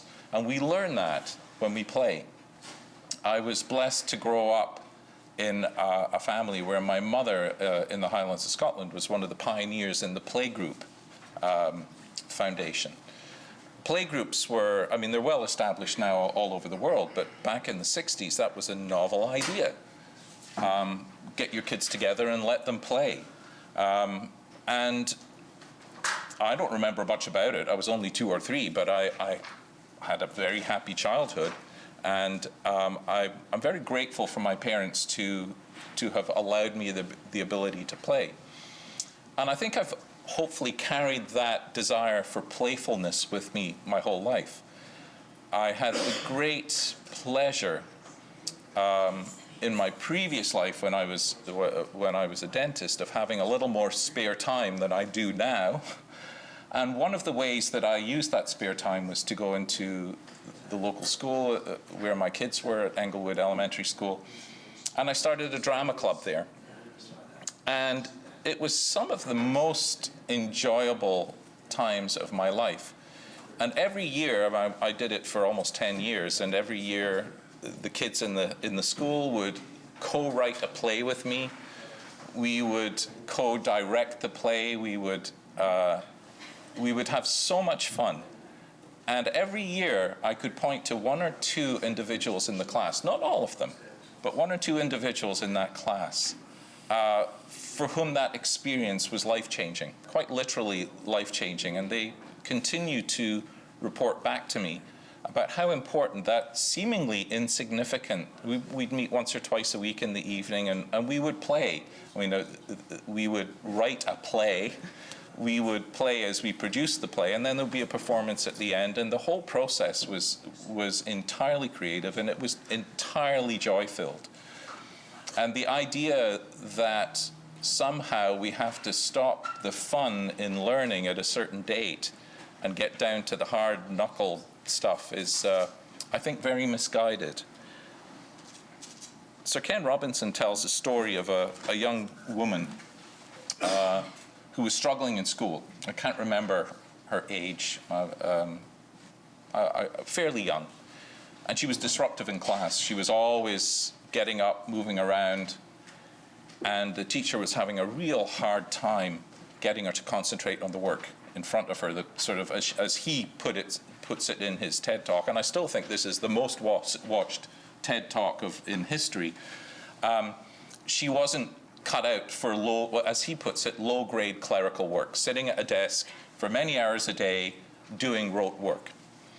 And the teacher had a problem, and the parents were concerned about it. And one day, the young girl was taken to the principal's office. And the principal, who was a very enlightened thinker, called the parents in. And the principal said, I'm here, your daughter is in my room. I want you to come and talk about the problems that she's having in school. And the principal invited the parents in, and they sat in the office. And then in the middle of the discussion, the principal turned on the radio and said to the young girl, I'm sorry, I have to speak to your parents outside. And she took the parents outside the principal's office, left the radio playing with some music. And they looked in, and inside, the young girl immediately stood up and started dancing to the music. And the principal said to the parents, your child does not have ADHD, which is what the teacher in the classroom thought was a problem because she couldn't sit still. Your child loves to dance. And rather than putting her on Ritalin or looking at this as some sort of disruptive force in the classroom, that little girl went on to be a principal dancer at the Canadian Ballet. And a child who would have been labeled as disruptive, problematic in a classroom, just needed to express herself in the way that she was able to do that through dance. And that acknowledgement by the principal that this wasn't a problem, this was a child trying to express themselves through play, their version of play, is, I think, a very valuable lesson for all of us. That I don't know what the purpose of an education system is beyond, it's certainly not to prepare us for employment. It's much more than that. It's to prepare us to be the best people we can be, to understand ourselves as best we can, to understand the world in which we live as best we can, and to understand interrelationships between ourselves and other people and ourselves and the earth on which we live. And the deeper understanding you have of all of those different elements, I believe the bigger and better life you will live, the fuller life you will live. Live your best life. And if we cut play off at a certain age, imagining that it's past its usefulness, we limit the possibilities for all of us as human beings to continue to grow and to learn throughout all of our lives. So I, too, will not be in support of this motion for the reasons I've just said. And I think it's a lesson for all of us that we need to embrace play every day in our lives because it will make us better people. Thank you, Mr. Speaker. The honourable member from Charlottetown, Brighton. Thank you, Mr. Speaker. I don't support this amendment either. Clearly, children up to grade 12 need to play, and it's an important part of their life. As a matter of fact, I would argue that it moves well into adulthood. We can look for proof right here in our own legislature where a run-of-the-mill argument about whether or not the building code should be amended has now turned into a nailing competition involving not only 10 MLAs but the Speaker as well. And I'm not sure how it will feed back into the amendment of the code, but I'm hoping for the best. Thank you very much. Is there anyone else that would like to speak to the amendment? No? I'll call a question on the amendment. No. Sorry. All those in favor of the amendment, say yay. Yay. All those opposed, say nay. Nay. No. I'm pretty sure, honourable members, that nays have it, and the amendment is defeated. 100% sure. Honourable members, is there anyone else that would like to speak to the motion? You spoke. You already spoke to the motion. Is there anyone else that would like to speak to the motion? No? I'll go back to the mover of the motion to close debate. The honourable member from Charlottetown, Victoria Park. Thank you, Mr. Speaker. I will keep my remarks brief at this point. I've spoken about play a lot. It's no surprise that play or project-based learning is something that I really strongly believe in because we've seen the results and we see what a difference. When you see a student come out as the school counselor, when I would be walking in the hallways as classes would get out, you could always tell which classes were moving and shaking by the looks on their faces, by the way they were talking and laughing and moving. You could just see the difference in that. And so, Mr. Speaker, I think that it was great to have the support for this in the House, and I was brought back as I was writing my remarks and reflecting on the proposed amendment. I ran into a colleague's office and I said, "Remember that time we what was it, that game that we played?" And there was one time we got into we were learning about communication styles and nonverbal communication, and so we played a very silly game, and it was very fun. We laughed a lot, And in the end, as I reflected on that, it was a whole new, I reflected on it a little differently yesterday as I was writing these, and I thought about how I did connect to communication on a different level because I thought about it differently. I didn't think about it just as talking or how my body was positioned or the look on my face. I thought about it more as an interaction and paying attention to not only my body language, my words, and what I was doing with my face, but also considering what the other person was doing at the same time. And so play is valuable at any age. If I couldn't play, I don't know what I would do. So with that, Mr. Speaker, I will close debate on that motion, on this motion. Honourable members, debate has been closed. I'll call the question on the motion. All those in favour of the motion say yea. Yay. All those against say nay. Honourable member, your motion has passed.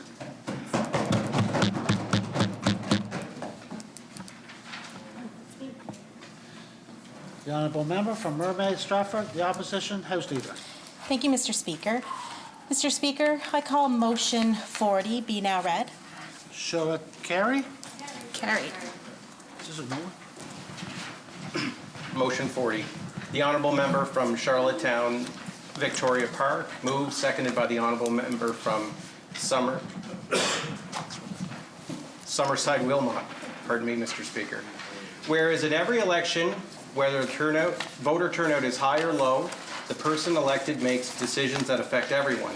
And whereas research shows that there is a link between increased political knowledge and interest in voting, and whereas the goal of civic education in the public school system is to give young people the knowledge, understanding, interest, and skills they need to decide how they want to participate in democracy, and whereas Elections Canada recently developed new civic education resources for secondary students tailored to today's curricula and teaching methods, and whereas teachers can access these resources online or order them for free, the new lessons are inquiry-based, designed around activities that spark students' reflection and discussion. They have been designed to promote student-centered learning with rich content such as maps and videos, combined with hands-on interactive learning. Therefore, be it resolved that the Legislative Assembly urge government to adopt Election Canada's civic education program for all secondary students on Prince Edward Island. I'll call on the member from Charlottetown, Victoria Park to start the debate, please. Thank you, Mr. Speaker. People are going to be sick of hearing my voice. In every election, whether voter turnout is high or low, the person elected makes decisions that affect everyone. Everyone in this House knows the importance of voting. And I was reflecting on the night that we were all elected, Mr. Speaker, and I can remember sitting in the room, and it was like I was watching a movie. I was just kind of sitting there, and I didn't really feel much. I was just kind of sitting there soaking it in, and everything was happening around me, but it was like I was just watching it happen. And all of a sudden, my phone vibrated, and I took it out. And they had texted me. I was waiting on the last 3 polls, and I took my phone out, and they had texted me to say I took the last 3 polls. So I was the only one in the room. My husband was sitting beside me. I was the only one in the room who knew I won. And so I took that moment, and I just sat quietly and just sat there and felt that. And what a feeling that was. I mean, it was shock, most of all. Not shock that I won. I didn't really have any expectation, but just excitement and the honor that I was going to get to do this work. And to be honest, I didn't even really know what the work fully involved, Mr. Speaker, but here we are. I'll ask you all to think about the first time you ran for office. If you were anything like me, it was the steepest of learning curves. I was fortunate to have a supportive and loving team that surrounded me every step of the way. And we laughed a lot, but man, did I learn a lot. I cried a lot too. And guess who learned right along with me? My children did. They learned what it meant to run, what it meant to vote, what a platform was. Both my children, who were only 6 and 10 at the time of the last election, were truly engaged throughout the entire process. And they haven't lost that interest or excitement, except when I run into someone somewhere and talk for a long time, then their excitement diminishes. There's moms talking again. And I've heard the same thing from a number of parents in my caucus, as well as in the other caucuses as well. The participation in the process, the knowledge that they gained, gave them confidence. We share stories all the time about topics that our children bring up for when they are old enough to participate in this process. Now, not every young person on PEI will be able to have the all-encompassing experience of living with a parent who is a candidate for an election, but we can, through this curriculum, give them an opportunity to participate in a mock election of their own and be given the knowledge that they need to gain some confidence in this area. Research shows that there is a link between increased political knowledge and interest in voting. Never will we have the opportunity to engage youth on this level than we do having them under the various roofs of our island schools. Knowledge is power. The more we know about an issue, the more confident we are in participating. Voting can feel a little intimidating. It can feel confusing. It can even feel pointless to some people, and I hear that a lot, Mr. Speaker. They feel helpless and like their voice doesn't matter. The best way to counter these negative feelings towards our electoral system is through education. Education is the foundation for understanding, and understanding leads to participation, which we all strive to encourage in our communities. The goal of civic education in the public school system is to give young people the knowledge, understanding, interest, and skills they need to decide how they want to participate in democracy and where their power lies in our democracy. I want our young people to feel empowered to participate in our democracy to their full potential. The best way to do this is to educate them in the process. Not just educate them with words and memorization, but educate through play. During the last election, many secondary schools held their own elections. They even did this in many of our elementary schools. I was invited into the schools where I had worked, and so the students were so engaged and excited on a whole new level. Our students read the platforms that each of our parties submitted. They were taught how to make educated choices based on each candidate's platform, views, and understanding. And then they cast their ballots. I've heard many teachers and students who rave about this experience. My daughter was so excited for this opportunity. She's one of those ravers. Not only was it deeply educational, but it was fun. What an incredible combination that we should be striving for across our education system. Elections Canada recently developed new civic education resources for secondary students, tailored to today's curricula and teaching methods. This education is specific for Canadian students. It's engaging and thorough, and I believe would provide our young people with the basis of understanding that they need to fully participate in our democracy. They would learn about the process and systems within municipal, provincial, and federal systems.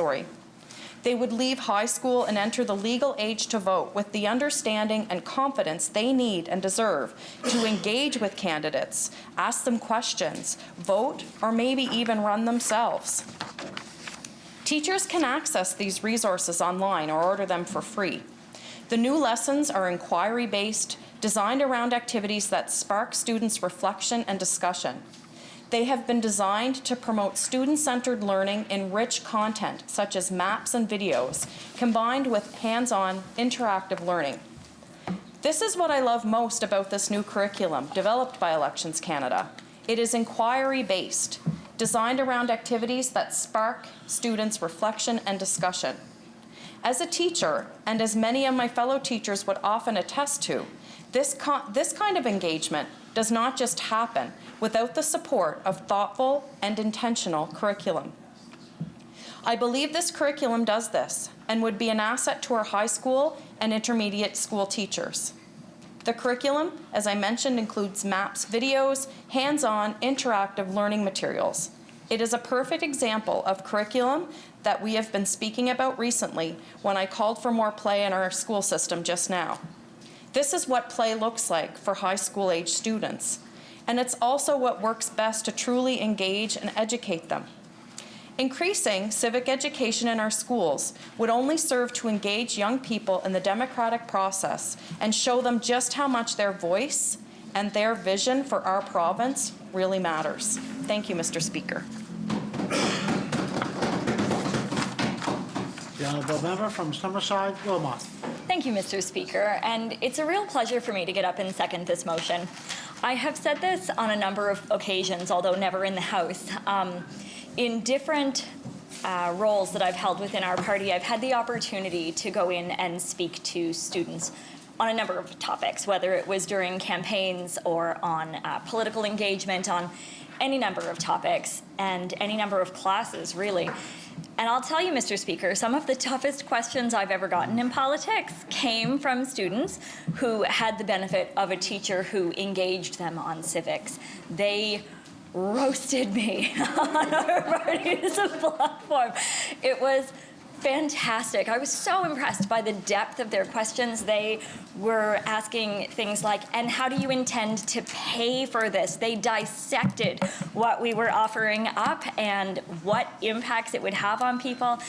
And I was so struck at the potential that young people have to be engaged on civics when they have the benefit of a teacher who has cared enough to sit down, or had the time also, was passionate about this and had materials, had resources on it, and exposed them to civics education, showed them how to look through a platform, showed them how to compare and contrast what different political organizations had to offer. They were fantastic. I have been consistently impressed by this. Even Mr. Speaker, earlier this week, I was invited to speak to a group of students who were expressing their concerns on political environmental issues. They had put together a presentation on areas within their school community that they thought were not doing what they could be doing to support the environment. They had researched some of these problems. They had consulted with people within the school to gather their information, and they were incredibly informed on this. And I think, my goodness, every student should have the benefit of going through that experience.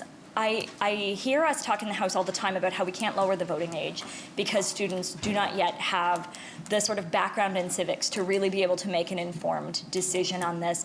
But I never hear anyone saying, okay, let's recognize that a person turning 18 doesn't immediately give them a background in civics and a civics education. It plainly does not. So we're comfortable consistently failing people by not providing that as a base foundational component for everyone. We're more comfortable with that than we are with engaging 16-year-olds in the voting process. I find that distressing. So I'm really happy to second this motion. I think we have a real opportunity because it isn't just 16-year-olds while they're 16 who will be benefited by this, but at every age and stage for the rest of their lives, they will be benefited by this. There's all kinds of evidence to suggest if you engage youth with political issues while they are still in high school, they're more apt to be voters later. They are more apt to continue to vote. They are more apt to be civically aware. And Mr. Speaker, I don't know if there's another demographic that's more impacted by political decisions than young people. They will be impacted for the longest stretch, and they have so very little opportunity to make decisions about it. I have heard from young people who are concerned about environmental issues. They are concerned about public transit. They are concerned about their economic prospects. They are concerned about being saddled with increasing amounts of student debt. They are concerned about their ability to ever have home ownership, what kind of secure jobs they can expect. Young people are impacted by politics. There's no question. There's no question. And the earlier we can start engaging young people in being discerning of politics, the better that is for everyone, Mr. Speaker. I think that we as a legislature have a duty to give every Islander as much information to make informed decisions on politics as we possibly can. So it's a real pleasure to stand and second this motion, and I look forward to the debate. Thank you, Mr. Speaker. Mermaid Stratford, the Opposition House Leader. Thank you, Mr. Speaker. I was kind of expecting a little bit of time. I was expecting others to be on your list, Mr. Speaker. I appreciate my colleague for bringing this motion forward. We've had a lot of conversation about youth in this legislature over this sitting, and it's great to address some of the concerns that were brought forward by some of the public and members in here as well. So it's great to be able to have this debate and to have this conversation. I have to say, Mr. Speaker, I often sit here and we talk about youth, and I wonder, every time we do a motion like this, or every time we discuss a bill or anything, I often what's going through the minds of the pages, right? It's completely impacting the pages that sit in this house with us all day long, and it's their future that we're talking about. So I often wonder, what some of the comments and what some of the thoughts would be like as they listen to these debates. Mr. Speaker, we could talk about experiences that we've had throughout campaigns. I've been on one campaign, and there's several conversations that I had on the doorsteps that will never leave my mind. And I can often, when I meet up with a constituent, pinpoint exactly where they live by that conversation on the doorstep and what the conversation was about. So I'm going to talk about 3 of them right now. They're 15-year-olds. And so when you knock on a door, you typically expect that you're talking mostly to the parents. And these were 3 grade 9 students at Birchwood Junior High School that actually followed me down the driveway to talk to me. One, actually, she was at home, and her mom wasn't there. So anyway, she had all the questions that she wanted to talk to me about. And I said, after we had the conversation about all of her questions and concerns, I said, I have to ask you how you're so well informed. And she said, oh, we're doing a project in class and we're following the election. And I went, oh, that's amazing. So she knew everybody that was running in her riding. They had reviewed all the platforms, and they had listed out the questions that they had in the platforms. And I'd mentioned 2 others. They both followed me down the driveway to talk to me after their parents had finished talking to me. And they asked me their questions. And they're learning this in their social studies class, or they were, sorry, Mr. Speaker, they had gone through this at Birchwood. And when I said, who's your teacher? They told me it was Josh Underhay. And Mr. Speaker, if you ever met Josh Underhay, it was never about, which party. It was always about what's good policy. And, and the importance of understanding what each platform would stand for, what's in each of them and which aligns to you best. And so those are 3 students that I will never forget. They certainly knew more about what was in every other party platform than I did. And I just really will never forget the engagement that those 3 students had based on the curriculum that they were being taught in their social studies class in Birchwood Junior High School in that would have been in 2018, before the election was even called. That will be lasting for them. I had another conversation with a mother who was super excited when I knocked on the door, and she said, my daughters are here, they're 18 and 19 years old.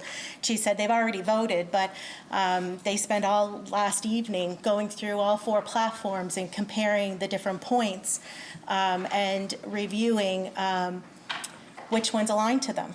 That's exactly how it should be done. But if we're not taught that type of action, that type of scrutinizing and understanding what's important to us as individuals, and each of us are different and different things impact us in different ways. If we're not taught that critical thinking, then it's hard to even know what to pull. I know a lot of adults don't even know where those party platforms are and what it means to actually pull them out and compare them side by side. So I had a great conversation with that 18-year-old and that 19-year-old over where they had learned it. Again, they had a really innovative teacher who did this in their social studies class. It wasn't part of the curriculum, but that has had a lasting impact on them. Mr. Speaker, another conversation that I remember having was an 18-year-old. She was turning 18 on April 22nd, 2019. The next day was the provincial election. For the first time ever, she was going to be able to vote, and she had no intention of voting. And I asked her why, and her dad was there, and her dad was quiet as he kind of listened. And she said, well, I don't know what it means. Why should I vote? And she envisioned that as something that only adults do. Well, she was going to be an adult in another day. And we had a great conversation between her and her dad, and just what does the government do for you? What services does the government offer? And frankly, we talked about everything that impacts you from birth until death has to do with government, and that's the decisions that are being made in this House, and those are the kinds of things that your elected officials are bringing forward for you. But that was never a conversation she had in school, and her dad truthfully didn't realize that she didn't have that information in order to, in another week, go to the polls, and truthfully, she probably wasn't going to vote. So as I finished walking down the street and I was walking back to my car, she caught me outside on the street. And she said to me, I am going to vote. Where can I get the information? And so I provided her with the 4 websites in order to be able to go so that she could make a decision on what aligned to her. We need to educate people so that they know what they're voting for and what matters to them, but not only because of it's a vote. We need to do it so that we understand what we're working for in the future.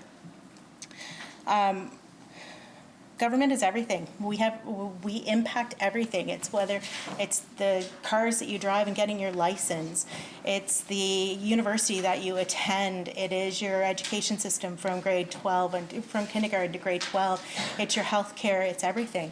So you should be informed. You should know how you can impact that, but not only how you can impact that, but how you can influence that, and that is what civics education is all about.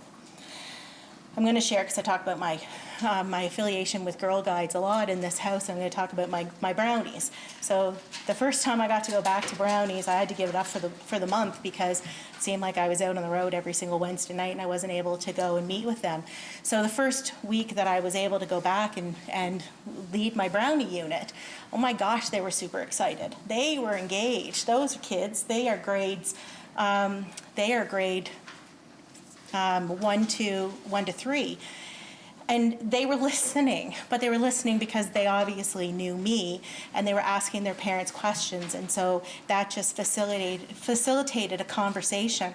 And so one of the fun things that we did in play-based, we brought the polling numbers for each of the polls, and I actually brought the Minister of Transportation and Infrastructure's numbers, and I brought my numbers because they crossed the lines. And we had a really fun activity where we actually put a star on where they all lived, and then we could kind of outline who all ran, and we had all of the results, and they got to go through it, and it was just really exciting for them. That's the kind of stuff that they feed off of. Mr. Speaker, I think I'm going to leave it there.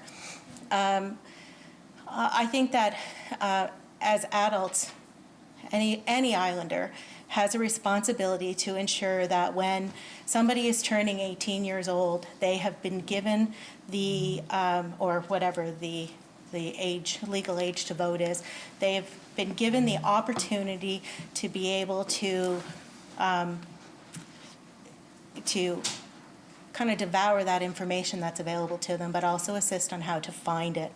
That's the only way that we're really going to be knowing and creating really great, engaged civics experts as we go forward, because we need to make sure that that generation is being prepared for making the important decisions once they are of legal voting age. And I really look forward to the rest of the debate on this motion. And with that, I will pass it on to somebody else. Thank you, Mr. Speaker. The Honourable Member of Education and Lifelong Learning, Minister responsible for the status of women. Thank you, Mr. Speaker, and thank the Honourable Member for bringing this motion forward. Certainly, when this motion was presented, I did take it back to my department to seek more information, and found out that one of our staff members had worked with Elections Canada on these resources. My department is going to make sure that teachers are aware of the Election Canada's civic education program and help them incorporate it into their classrooms. Mr. Speaker, our social studies curriculum helps develop the fundamental values, attitudes, understanding, and skills necessary for students to become active and responsible citizens. It strives to engage students in the democratic process and help them become fully aware of their capacity to affect change in their communities, society, and the world. I'd like to highlight some of the specific curriculum outcomes related to civic education. In grade 7, students examined the political structure of Canada as a result of Confederation. In grade 8, students are asked to take age-appropriate actions that demonstrate the rights and responsibilities of citizenship locally, nationally, and globally. Additionally, they are able to demonstrate an understanding of the structure and operations of the Government of Canada. In grade 9, students investigate and analyze the universal human rights movement and the global community. And at the high school level, students have the ability to learn about citizenship, power, and governance through a variety of courses including Canadian Studies, Geography of Canada, Canadian History, Prince Edward Island History, and Canadian Law courses, Mr. Speaker. In order to graduate from high school, students must have at least 2 social studies credits. Mr. Speaker, currently our grade 7 and 8 social studies programs are in renewal, and the updated curriculum will include citizenship and current events. This curriculum will pilot in the 2022-2023 school year, and draft outcomes include investigating the structure, the operation, and selection of government in Canada, including federal, provincial, territorial, and Indigenous models, and explaining the historical and contemporary factors and possible outcomes surrounding a current issue. Additionally, our department is in the process of developing Political Science 621A, which will have learners engage in inquiry to investigate ideologies that shape our worldview, the structure, operation, institutions, and selection processes of the Canadian political system, and comparative policies. As the motion outlines, civic education is directly linked to an individual being more likely to vote. Other benefits include students having a more robust and consistent awareness of their political interests and how to advance them, students being less likely to be influenced by negative or polarizing political messages, students being more tolerant of different perspectives and adoptive, inclusive political views, and students understanding how our government system works and how they can work within the structures to have their opinions heard. These are all critical advantages that will benefit not only our students, but our society as a whole, Mr. Speaker. Again, I want to thank the honourable member for bringing this motion forward, and I will most certainly be supporting it. Thank you. The Honourable Leader of the Official Opposition. Thank you, Speaker. I see we're almost at 5 o'clock, and I'd love this to come to a vote, so I'll keep my comments very short. The member from Charlottetown Victoria Park, who is the mover of the motion, invited us to think back to the time when we were first elected, and for some of us, first ran for office. First elected, much closer for me. First ran for office, it's almost 30 years ago. And I remember being asked repeatedly, why did you do that? And I did it because I had just become a father. And I was projecting forward the sort of world that my child was going to have to grow up in. And I didn't like what I saw. I didn't like the trends economically, socially, and particularly environmentally. And I wanted to do something in order to do my little part to try and create a more livable world for my children when they became adults. And of course, they are all adults now. Many of us will have received. Again, I'm going to try, and there's so many things I would love to say. I think if we are not making decisions in this legislature with a view for not just the next generation, but for 7 generations hence, which is, of course, a fundamental principle of so many Indigenous cultures, to think about 7 generations down the road when you make decisions. If we're not even thinking about our children when we make decisions, then we're not doing our job. And if we're not engaging children in the process of how we make those decisions, then we're not doing our job. So I really thank the member for bringing this forward, for everybody who has spoken today. I wish I could say more, but I'd much rather get to a vote. So thank you, Mr. Speaker. Honourable members, the hour has been called. The honourable member from Morel, Donagh. Thank you, Mr. Speaker. Mr. Speaker, I move, seconded by the member from Montague-Cumber, that this House do adjourn until April 30th. Shall carry. Oh, yeah. We'll go with 10 o'clock.